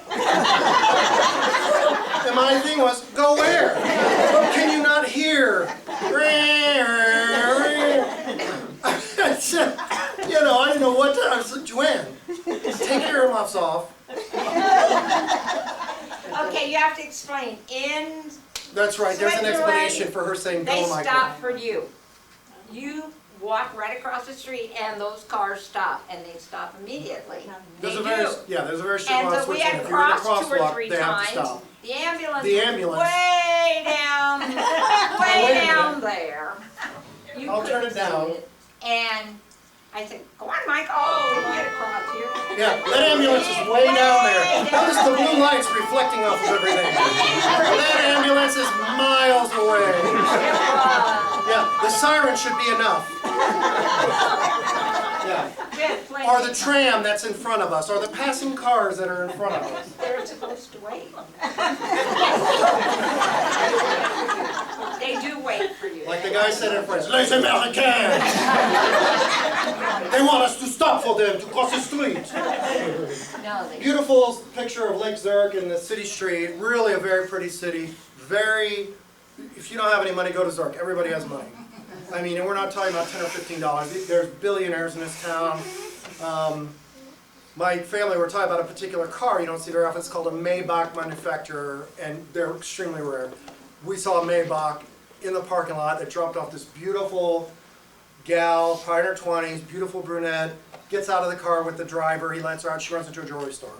They drove up to the doors. I thought, oh my gosh, nice, jealous. So we were staying at Uranusstrasse, which should have been a big red flag. That our apartment happened to be on Uranusstrasse. I don't know what it means in German. I don't speak enough German. I only know Wo ist das Toilette, which is where's the bathroom, and Wo ist das Train, which is where's the train. I want to go to the bathroom and then I want to leave. Yeah, we went to go to the apartment. I go to open the mailbox door because he says the key is in the mailbox. I open the door fell off. And I'm like, this is going to be a much more different experience than we had in Paris because, or excuse me, in Colmar. The Colmar apartment, the gal was wonderful. We had champagne waiting for us. We had coffee, candies, sandwiches. And then we came here and, oh yeah, we knew when I walked in, like, look, the toilet's green. Forget it. This place is going to suck. Radiator didn't work in one room. The heater didn't work, yeah, and I called the guy, and he was okay, but it was obviously, in Zurich, this was a bottom dollar apartment, even though it was $218 a night. In Zurich, this is bottom dollar. The neighborhood was okay, we didn't have any trouble, but the clothes, the linens and everything were still wet, hanging on racks in rooms, and so you'd walk in the room, and they were as big as this table. I was like, well, where are you going to put stuff? So we're trying to fold up the sheets and make the beds, and I was like, forget it. And this shower, don't be fooled. I climbed in here and was like, oh. Oh. I mean, it was this is a typical European shower, it's very small. If anyone wants anything to eat or drink, please get up and have something. I know we're a laugh a minute here, you don't want to miss anything. I'm not happy, but they had beer. Hey, after all the drama and that apartment and the door falling off, and then there was somebody moving out and all their stuff was in the hallway, and Joanne and Deb, we went to, the first night we were in Zurich, we were walking along the street looking at the Christmas things, and I said, let's get something to eat, there's a restaurant right there. It's all glass, so there are Muslim-looking people, I'll just leave it at that, in there cooking. I could care less. I've been all over the globe. I didn't see the words, you know, Afghan terrorists, please come in. This is a restaurant, but they literally stopped about 10 feet from the door, and Deb goes, oh, I'm not going in there. What is that? It was one of these Euro-Greek things where they do the lamb on a spit, and then they carve off of it. So Deb's just standing there with Joanne. I'm not going there. That's ISIS right there. No! Maybe inside somewhere we'll hear something being said. And then we're speaking Arabic. Yeah, and after about 20 minutes, I'm like, look, I'm going in to eat. I am freezing out here. I'm hungry. We need to just go eat. And I went in, and finally they come up. Well, then they're doing this.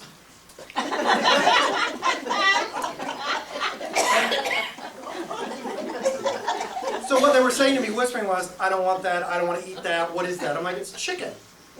It's chicken with folded over pasta. It's like a pizza. I don't know, Michael. I don't know. Deb, if I'm going to eat here and I was playing a joke on you, I wouldn't be eating at the same place. I would let you order first. After about 30 minutes, we finally got our flippin' food and sat down, but boy, they were on their guard, man. They sat down and she's looking behind her and at where are the exits, and watch this guy coming in. Look at him, look, he's got dark hair. Dark skin. And forgive me, I apologize. I'm not trying to be racist. I'm just saying that some stereotypes. So they were saying, I'm like, stop doing that. They're fine. Well, then after they had the first bite, oh, well, then everything was okay. Well, this is good. Yeah, okay. And we began having dinner, and now I'm happy. So then that's in the restaurant. You can see this guy behind us, this Afghan terrorist. Yeah. Yeah, and that's the food. Isn't that beautiful? You know, I mean, yeah, Deb, this is a hot spot for the Lebanese terrorist group, chicken pasta. Swiss chocolate. We all know Switzerland's known for several things. Chocolate, cuckoo clocks, and Swiss watches. And this is the Swiss watch I bought in Zurich. I got lured in as a sucker. Joanne and Deb were walking in downtown Zurich. We're going to Zuchthaus Keller for dinner. I see the Victor Einex headquarters, which is Swiss Army knives and all that. I walk in, I go, do you have any, guys, what are you looking for? I said, I'd like to see some watches. Okay, what kind of themes are you into? Huh? I don't speak German. I said themes. I know you did, but I don't have a clue what the hell that means. What does it mean, themes? Well, what kind of colors do you enjoy? Do you like a large face watch, like a small face watch? I go, do you have anything between 100 and 200 bucks? No. 300 and 400? No, sir, I'm sorry, no. Maybe you should sit down and have an espresso with me and we'll talk about it. You have espressos? Well, then Joanne and Deb come in, a girl comes out with an apron, and she gets some espressos and coffee. I'm like, oh, this is not even a Visa shop. This is an American Express. This is not going to be cheap. So yes, over $500 later, I did walk out with a Swiss-made watch, which I'm still putting on. We did have some fun though, didn't we? We walked down this strip. So on the strip are Jimmy Choo shoes, which are apparently beautiful and very expensive. We went past the Salvatore Ferragamo shop, which is exclusive menswear, and we were shocked at the prices. And we went by the Omega watch shop. Yes. Joanne looked, I looked, I thought I saw $1,400. Swiss francs are the same as American, so 1,400 would be pretty much 1,400 bucks. So 1,400, no. $14,000 for a watch. I'm like, I got a deal. I walked out of there for less than $1,000, so I'm feeling pretty good. Yeah, $14,000 for a watch. And I was like, what? Who wears a watch with $14,000? I mean, I couldn't wear it anywhere. I wouldn't wear it in here. Yeah, look at my watch. $14,000, don't touch. Anyway, chocolate is not done in wrappers and all that. It's done in slabs. You buy it by the pound. And they bring out a sheet, they cut it up, and they lay it like bricks, and you buy it. Phenomenal. The most brilliant milk chocolate you could put in your mouth. Cool thing about Switzerland, no taxes on lottery, and if that's the amount it is, that's what you get. You know, in the States, if it says 140 million, you get 12. And then you have to pay taxes, right? This is the advertising of what it could be if you wait 75 years and take it over time or whatever. Switzerland, even if you gamble and you win $10,000, no tax, and you leave with that money. Yes, until you come back to the U.S. and invest it. You have to declare anything over $9,900. So Joanne and I played lotto, and guess who took a picture? We didn't win. So just to kind of trains, planes, automobiles, subways, trams, lots of places, turns to be made. I have to applaud Joanne. You know, she outwalked me. There were gaps, I swear to you, a foot across. She got her luggage across those ramps, across the gaps, onto the train. One train we took to north of France had a gap about like that. I said, Joanne, be careful. And then when you got on, you had to step down 2 steps to get to the lower level of the train.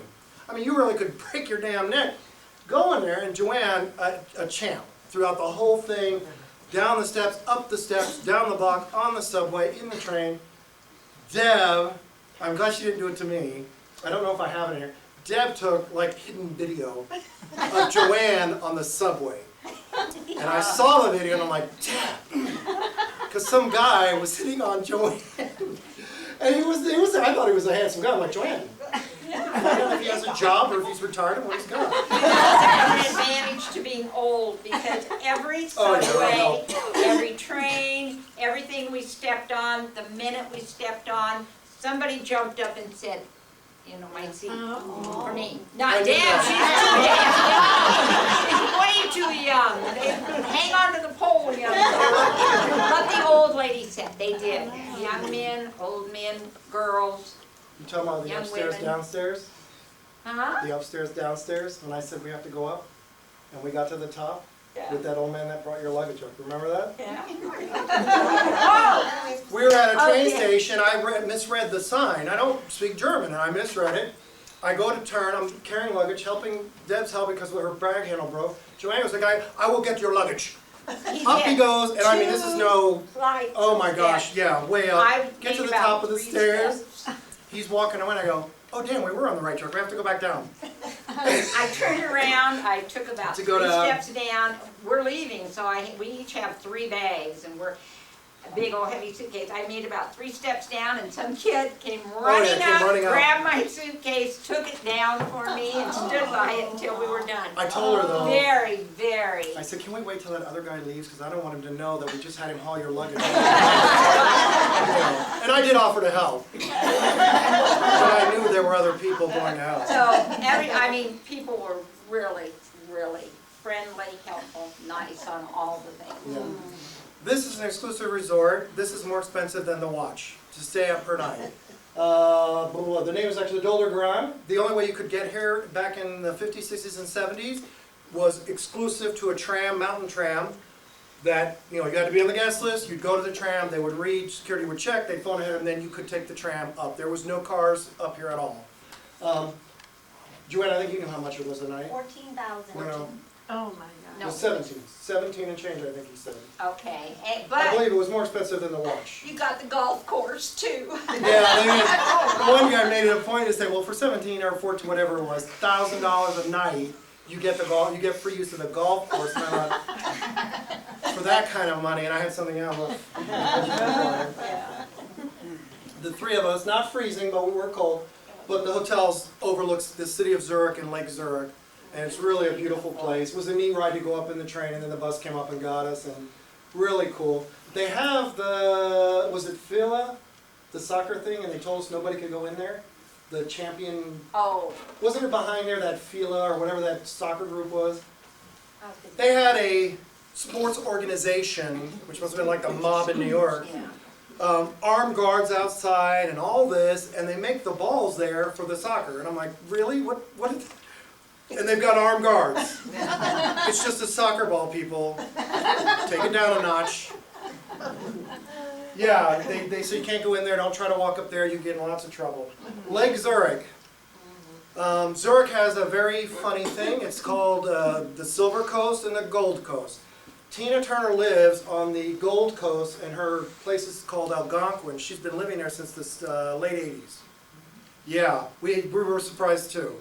Apparently, she moved there many years ago and has become a staple of the community.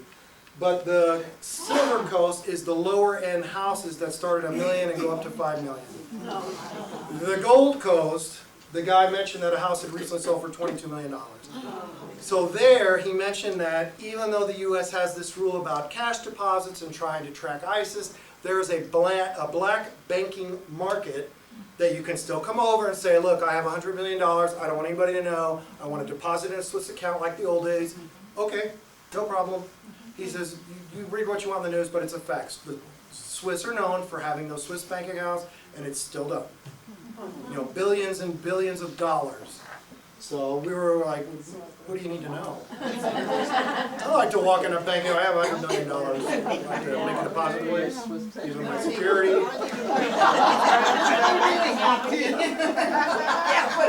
Are you really happy if you have $100 million? You can do one of two things. You can do number one, Salah! Or number two, Salah. If you don't want your friends and family to know, number two. What are you talking about? I don't know $100 million. Lake Zurich looking in the mountains, really beautiful, very picturesque, really neat scenery, something I've never seen before, so I was happy that Joanne asked if we could go there. We're on the ferry, they have ferries constantly going back and forth. Joanne, I said, please do not get near the rail. If you fall into the lake, I am not yelling squat. My point. That's all you're getting out of me. Finally, I had enough, I jumped in the lake. We're cruising out, and probably 200 or 300 feet from the shoreline, there's a guy swimming. It was so cold. Well, you saw the mountains, it's snowing, and there's a guy out there in the water swimming along, and I thought, no. And Deb, we took pictures, yeah, beard and all. I thought maybe he's a Viking who just surfaced from the frozen water. You know, and it's just like, what the hell is going on? And the guy on the boat said, oh, it's good for your body. It was so Yeah, those cold. Titanic survivors said the same thing. Of course, you're in Switzerland, you have to take a cable car. I have several views of this cable car. It had a capacity of 29. There were 23 of us. Like this. We literally were jammed in, and when the tourist guy said, but it's got a capacity of 29, I out loud said, no, it doesn't. There's no way. We were so smashed I couldn't even get my camera up. This is at the top of the mountain. You can't even see where the cables go down to the base. Stunning views, beautiful place to go. Best to do it with two nutty Americans, Joanne and Deb. And here you get a real view of just how far you're going down. And then the tourist guy goes, oh, and you know, Swiss cable cars never have an accident. I want to know that now while I'm in there. Why didn't you say wait till we're down at the bottom of the mountain and throw that little tidbit out there so I can knock on wood? It was beautiful. Yeah, a long way to go. It was very cool. This tour was very nice. It was only a 4-hour tour. Every other tour we looked at was 9 hours. And I'm like, we can't do a 9-hour tour. We'll lose the whole day. But it was really very nice. We got to see a lot of Zurich very quickly. And then Joanne, after the cable car, was happy. Deb and me, after the cable car, were at the bar, having shots. I had my nerves wrecked. Downtown Zurich. I want to make sure I don't miss anything. They, because of the fact that they have trams and everything are all electrified, for decorations, they just hang decorations off of the electric cables. And so the whole street just had hundreds of lights hanging. And then occasionally a cable car would go by and drag all of them down. No, I'm kidding. No, that didn't happen. Because then Joanne and Deb probably would have got involved. Yeah, we would have had a picture. Oh. Now, before they say this is the same picture, does it look like a picture of security that you saw earlier? Because the two were facing us. These guys are walking away. For the love of God and your own bodies, please stop taking pictures of the security. So they had known that I said something, so they stopped taking pictures of the front of them, they began taking pictures of the back. Like kids, don't do that. Okay. Well, I'm doing that because that's Joanne with her tablet. Everywhere we went, she had that damn tablet. He was going to bail us out. You all are looking, you know, you have them standing here, you're like, Joanne, Deb, really? Michael said probably 2 or 3 times or more, don't take pictures, but look. They didn't see us.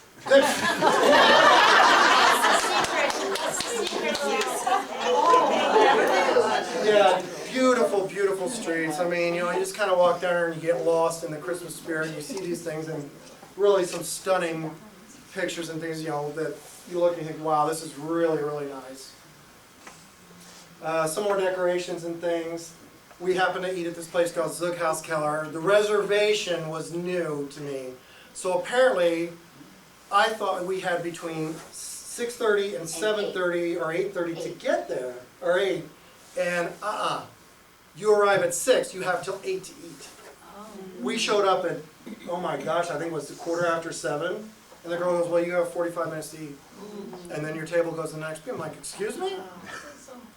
Okay, I saw 6 to 8 o'clock or whatever. She goes, that's all right, you have from 6 to 8 to eat. That's what that means. I think that sucks, but you know. Do you speak French? No?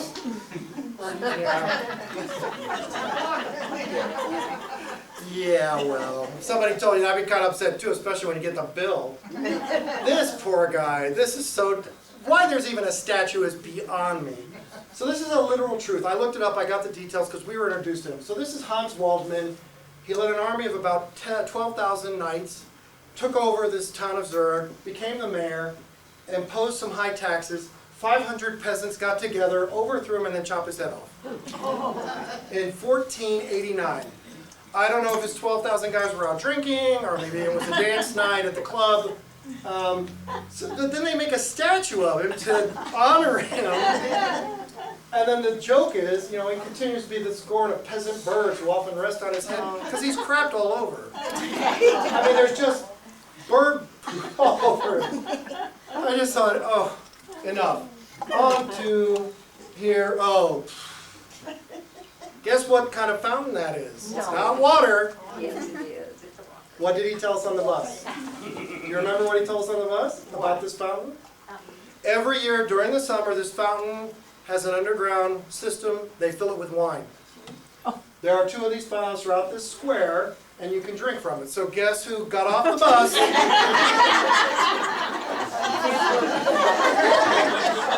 Ran over to the fountain. And guess who took the picture? It was water. It was water on this occasion. But you can't fool those Americans. They were going to go find out. And then Deb got in there and took a drink. One more alcoholic at the fountain. So here's what happened when I mentioned to you, I did not want my picture taken, I did not want it said, I did not want to hear it, I did not want it pointed out to me. No Starbucks, no Burger Kings, no McDonald's. We're leaving the Zurich train station to go to Paris. We're hungry. I said, let's go eat. We looked at a menu at the train station. It was very high, even by my son. I'm like, I really don't want to pay that. First thing out of her mouth was, there's Burger King over there. We're not eating at Burger King. We can get Burger King in Wahoo. Guess where we ended up? Deb is taking pictures. We're in Switzerland, and she's taking pictures of the menu at Burger King. Can you tell I'm not happy? At all. I'm just, this was definitely a number 2. It was like so. This is not the worst of it. Like I was some movie star. No pictures. I don't want my picture taken at Burger King on my trip to France and Switzerland. No. But Deb, in her infinite wisdom, took about 25 pictures of the menu, of the burgers, of the floor, the bathrooms, because the doors were really cool. Some strange people behind us. I don't know. Every second, that thing on her camera, and her flash would pop up, blind about 20 of us. I was like, you know, we're at the Zurich Museum. Guess what the sign says? Please do not touch.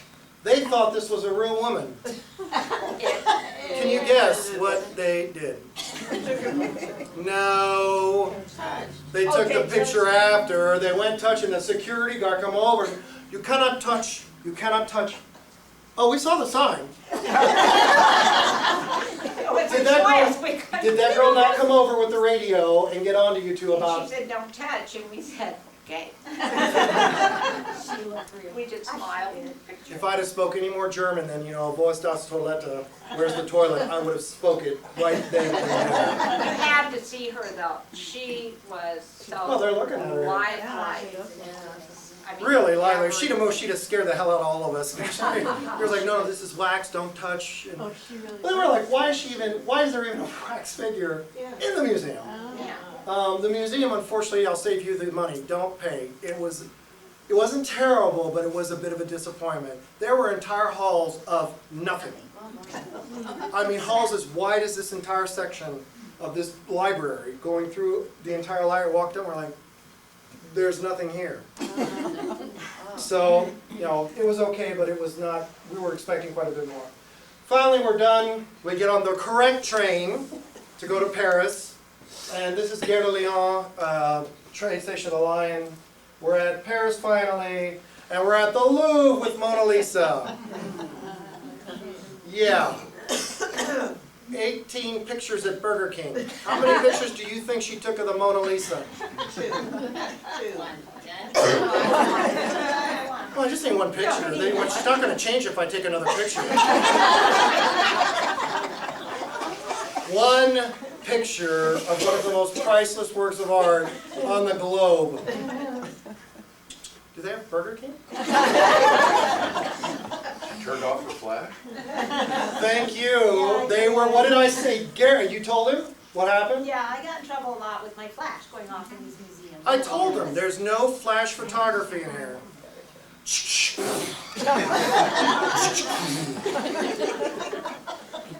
There's nothing protecting these arts, the work of art here. The picture's there on the wall. You could literally walk up, lift it off the wall, which she didn't take it off the wall, but we'll get to that in a moment. Let me go back one. I'll just show you real quick. So this picture, the Mona Lisa, I saw the first time in 1987. At that time, it was in the main gallery, and it had nothing around it, not even a box. It was just hanging on the wall, like you'd hang a picture in your house. You could literally walk up, pick it up, and walk out with it. People had done that. So the French authorities said, we have to put a stop to it, so they put armed guards on both sides, well, guards on both sides, a barrier. It's encased now. The funny thing is, St Jean The Baptiste, the original artwork by Leonardo da Vinci, is in the main hallway. We're out there in the main hallway. All those pictures are, there's a banister, and then literally probably a couple feet, and you could touch it. She swears she did not reach over the banister because they have lasers scanning the wall. If you put your hand too close, the laser picks it up and alerts everybody in the building. Which we had people walk up to us, and I'm like, did you just put your hand on that painting? No, I didn't do that. No, she went. The laser either caught the camera or her hand, and I'm just like,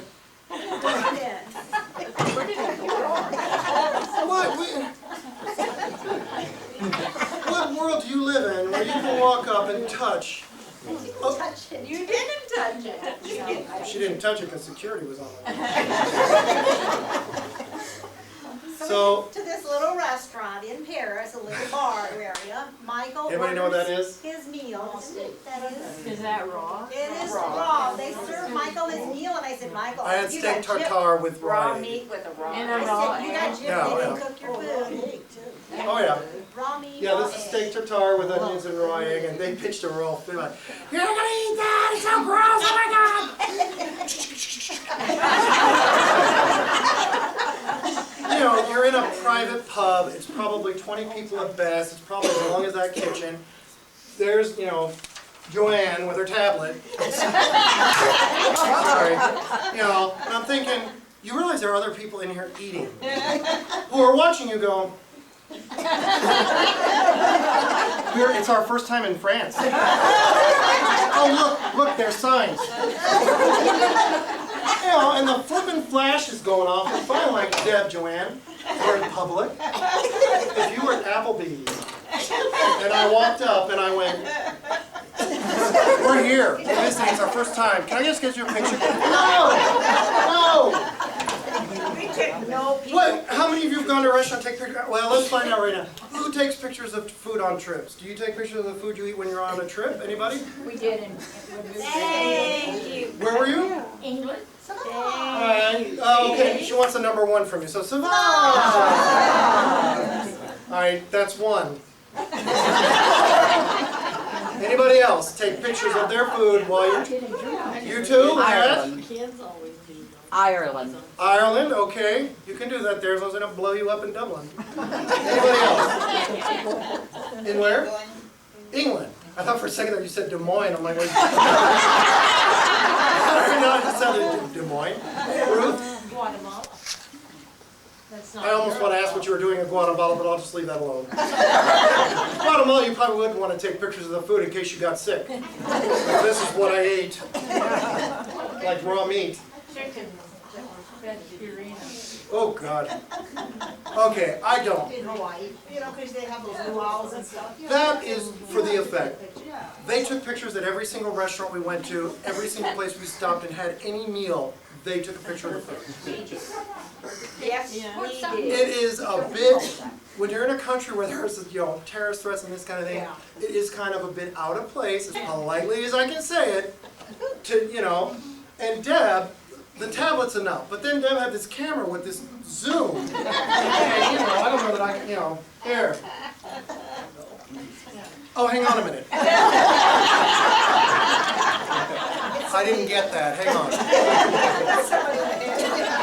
All right, I got it now. My Deb, the zoom is in the man's head. Could you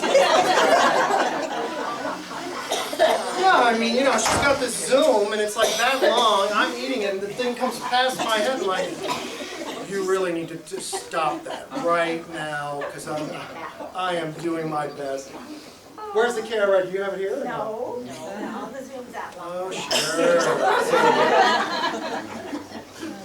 In our defense, we took pictures of the ceiling because they had all these food balls.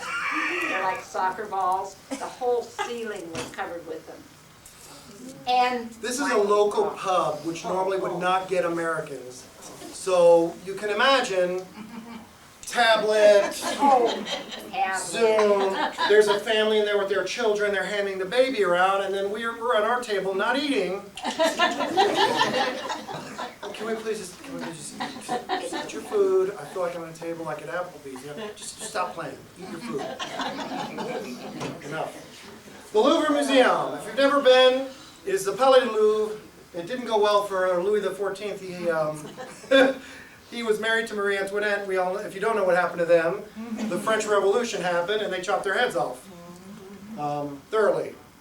And the Palais du Louvre was actually a home for the royal family. This place is bigger than the city of David City, bigger than the city. I mean, you can't fathom the halls. I'll try to give you some pictures. This is one room off a main hallway. Everything you're looking at is original artwork and paintings. These are all done with somebody laying on their back, stenciling in the art, and then painting back 16th, 17th century. These are all the original works. And this is the hall of the architects who designed the building, and their pictures are here. It's also the royal jewelry. So the ladies will love the, well, hang on, let me do this picture. This is St Jean The Baptiste, so this is the original work. 7 years Leonardo worked on this, never finished. That's why there's black around his picture. He also, like Louis XV, it didn't end well for him. King Herod's daughter had a birthday wish. King Herod, if you know, was king of the Jews, and said, anything you want. I want St. Jean The Baptiste's head. And she got it. They chopped his head off and presented it to her on a platter. So unfortunately it didn't end well for him. But Leonardo painted this with him pointing up to Christ and that, but Deb, I think, touched this painting. I think she did. I bet if I scan it for fingerprints. This was cool. This painting, I saw it in '87. It's in the same location for the last 40 years. You see all these people, all very lifelike, but something very interesting about the painting, when you look at it, nobody's looking anywhere but at people across from them except that young lady and that dog. They're looking at the artist. So we were guessing that's the artist's girlfriend or wife, and that's his pet. But everybody else is carrying on, and this thing is, you can see how tall we are, and then the breadth of the painting to actually accomplish something like that, I can't fathom. I mean, it's just really beautiful, very lifelike. Please do not touch the Egyptian artifacts. Some of them are behind glass, some of them are not. Some of them are 5,400 years BC. BC means before Christ, which means they're 7,500 years old. Some Jewish slave in Egypt, before Moses came along, carved that. And then, you ready?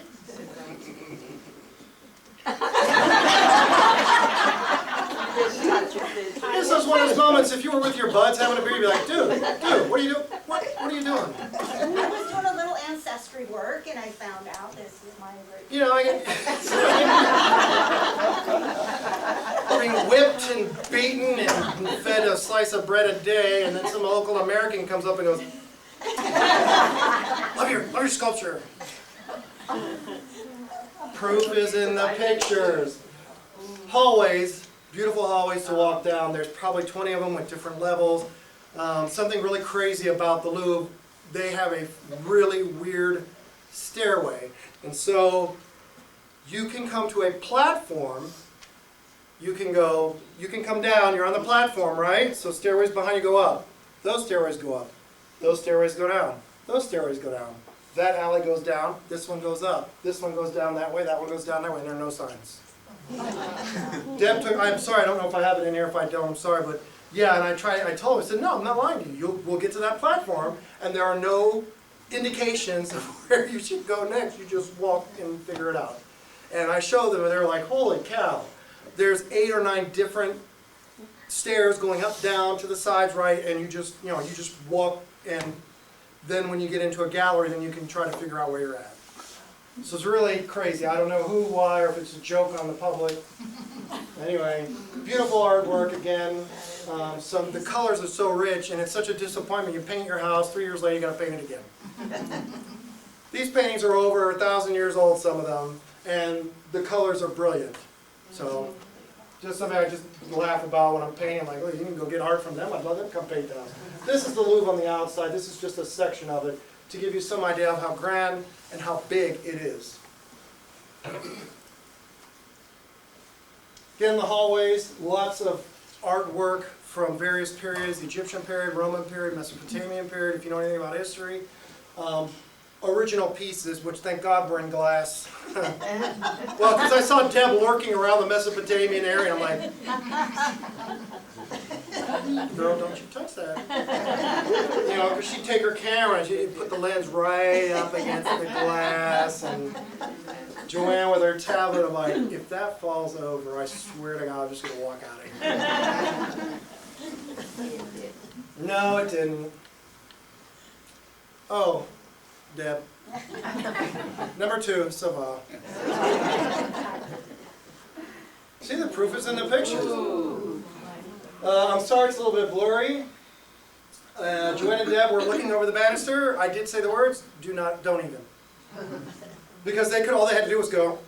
And there was really nobody in that gallery. There was no security that I saw. I just thought, I said, I'll bet they're going to, one of them is going to step over that low banister, and I'm just going to be screaming bloody murder. Because this is all original furniture. You can't just walk up and touch this stuff. The oils from your hands will damage it. And boy, they were, you know, like two horses at the gate waiting to be fed.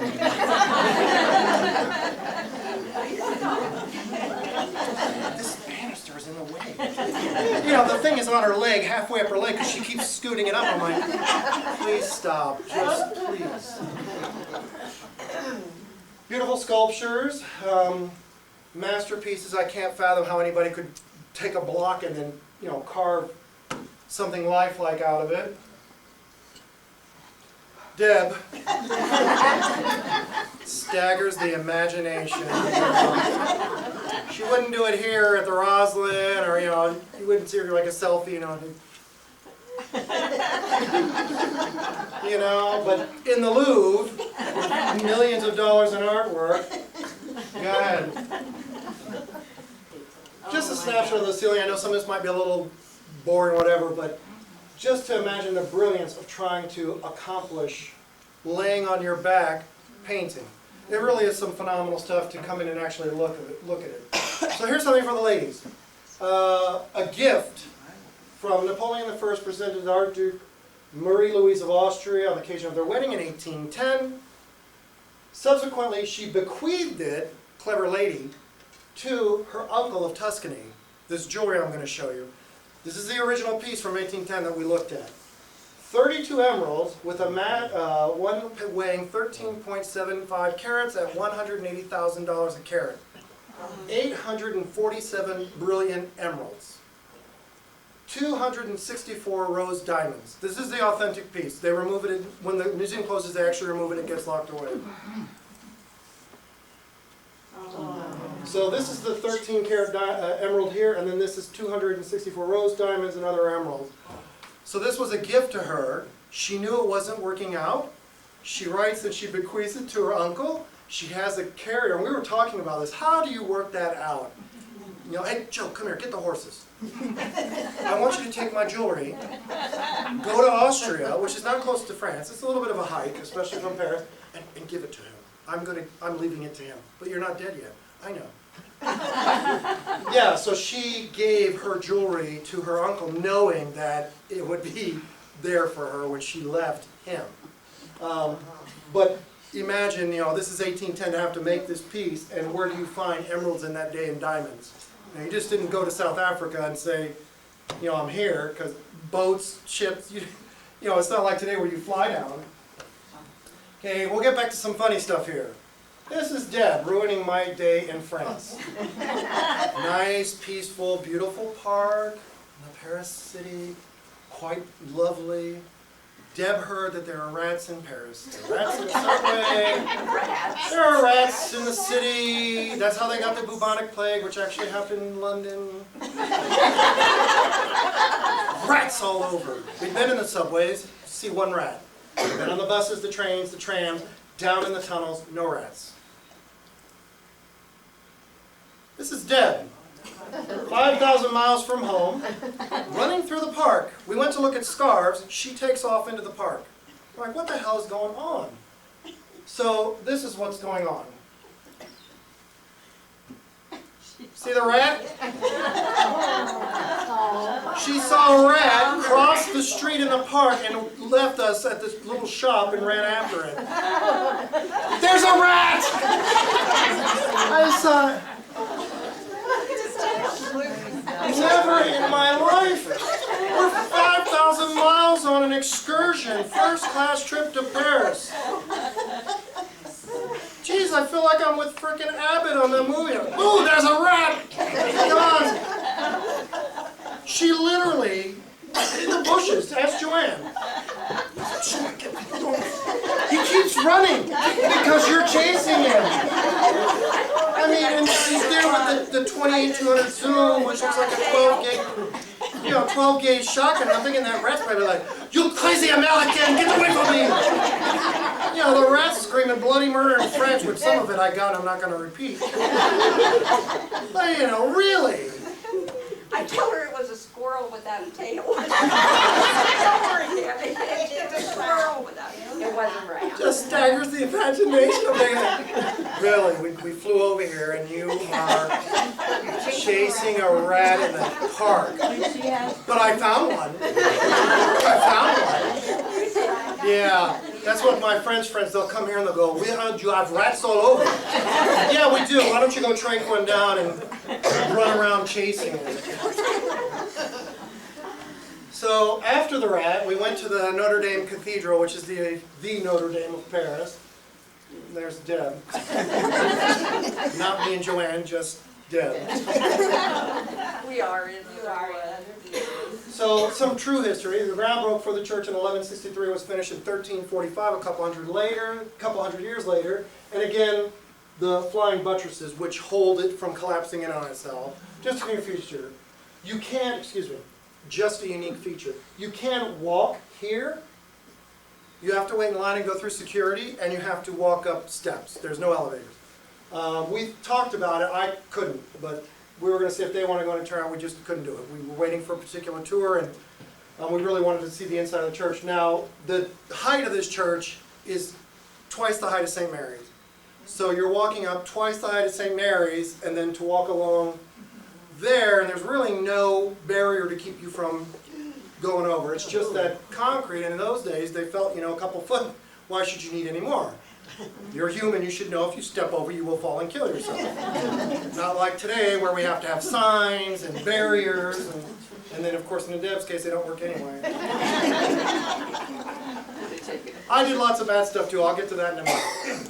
Looking up at the church, architecture is very unique. It was also a defensive fortress when the Vikings attacked, some interesting history. It's also one of the most unique Gothic features of the period, that it was very Gothic, very medieval, and so really interesting. The main, I don't know, what do you call yours in the Catholic Church, the name of this hall thing? Because they just said the hall. Signs all over. The nave? So the nave, we have barriers. And signs that say, if you go into this area, quiet, please don't step over the barriers, and then just sit. We went and sat. These people are getting up, talking, I'm like, just go hit them. They weren't Americans, I don't know who they were, but we were like, really, and the signs were in several different languages. Again, some of the work in here, and I don't know, most of us, you don't know, this is a story being told. The different images actually tell a story about whether it's a saint or something, and all the artwork is in that, and it's just fascinating. When the sun rises, there's a blue hue that glows in the church. I don't know how the heck it gets done because some of these windows are different colors, but you can almost see the glow in this picture, that when the sunlight came in, this blue hue just took over the whole church. Really, really gorgeous. It's certainly a wonderful experience to be able to go in, if you're Catholic and worship, or if you're not, then to go in and still be a part of the experience. Again, just beside the church. Then we went to the Big Wheel with Deb. Yeah. This was my Sunday morning surprise. I said, I have a surprise for you. We're going to go to the Big Wheel. They didn't get it, so I just forget it. It's a big Ferris wheel, 70 meters high. I did take some video of us screaming. Deb didn't take a picture. Okay, video, anybody want to make a comment? We're 500 meters up. This song goes well with my experience. Nowhere to run to, nowhere to hide. Just, dang it, I gotta shut that music off, whatever the heck. Ah! Well, you're gonna get to listen to it if I can't turn it off. Well, enjoy. I thought it was perfect because the whole experience, I literally had nowhere to run.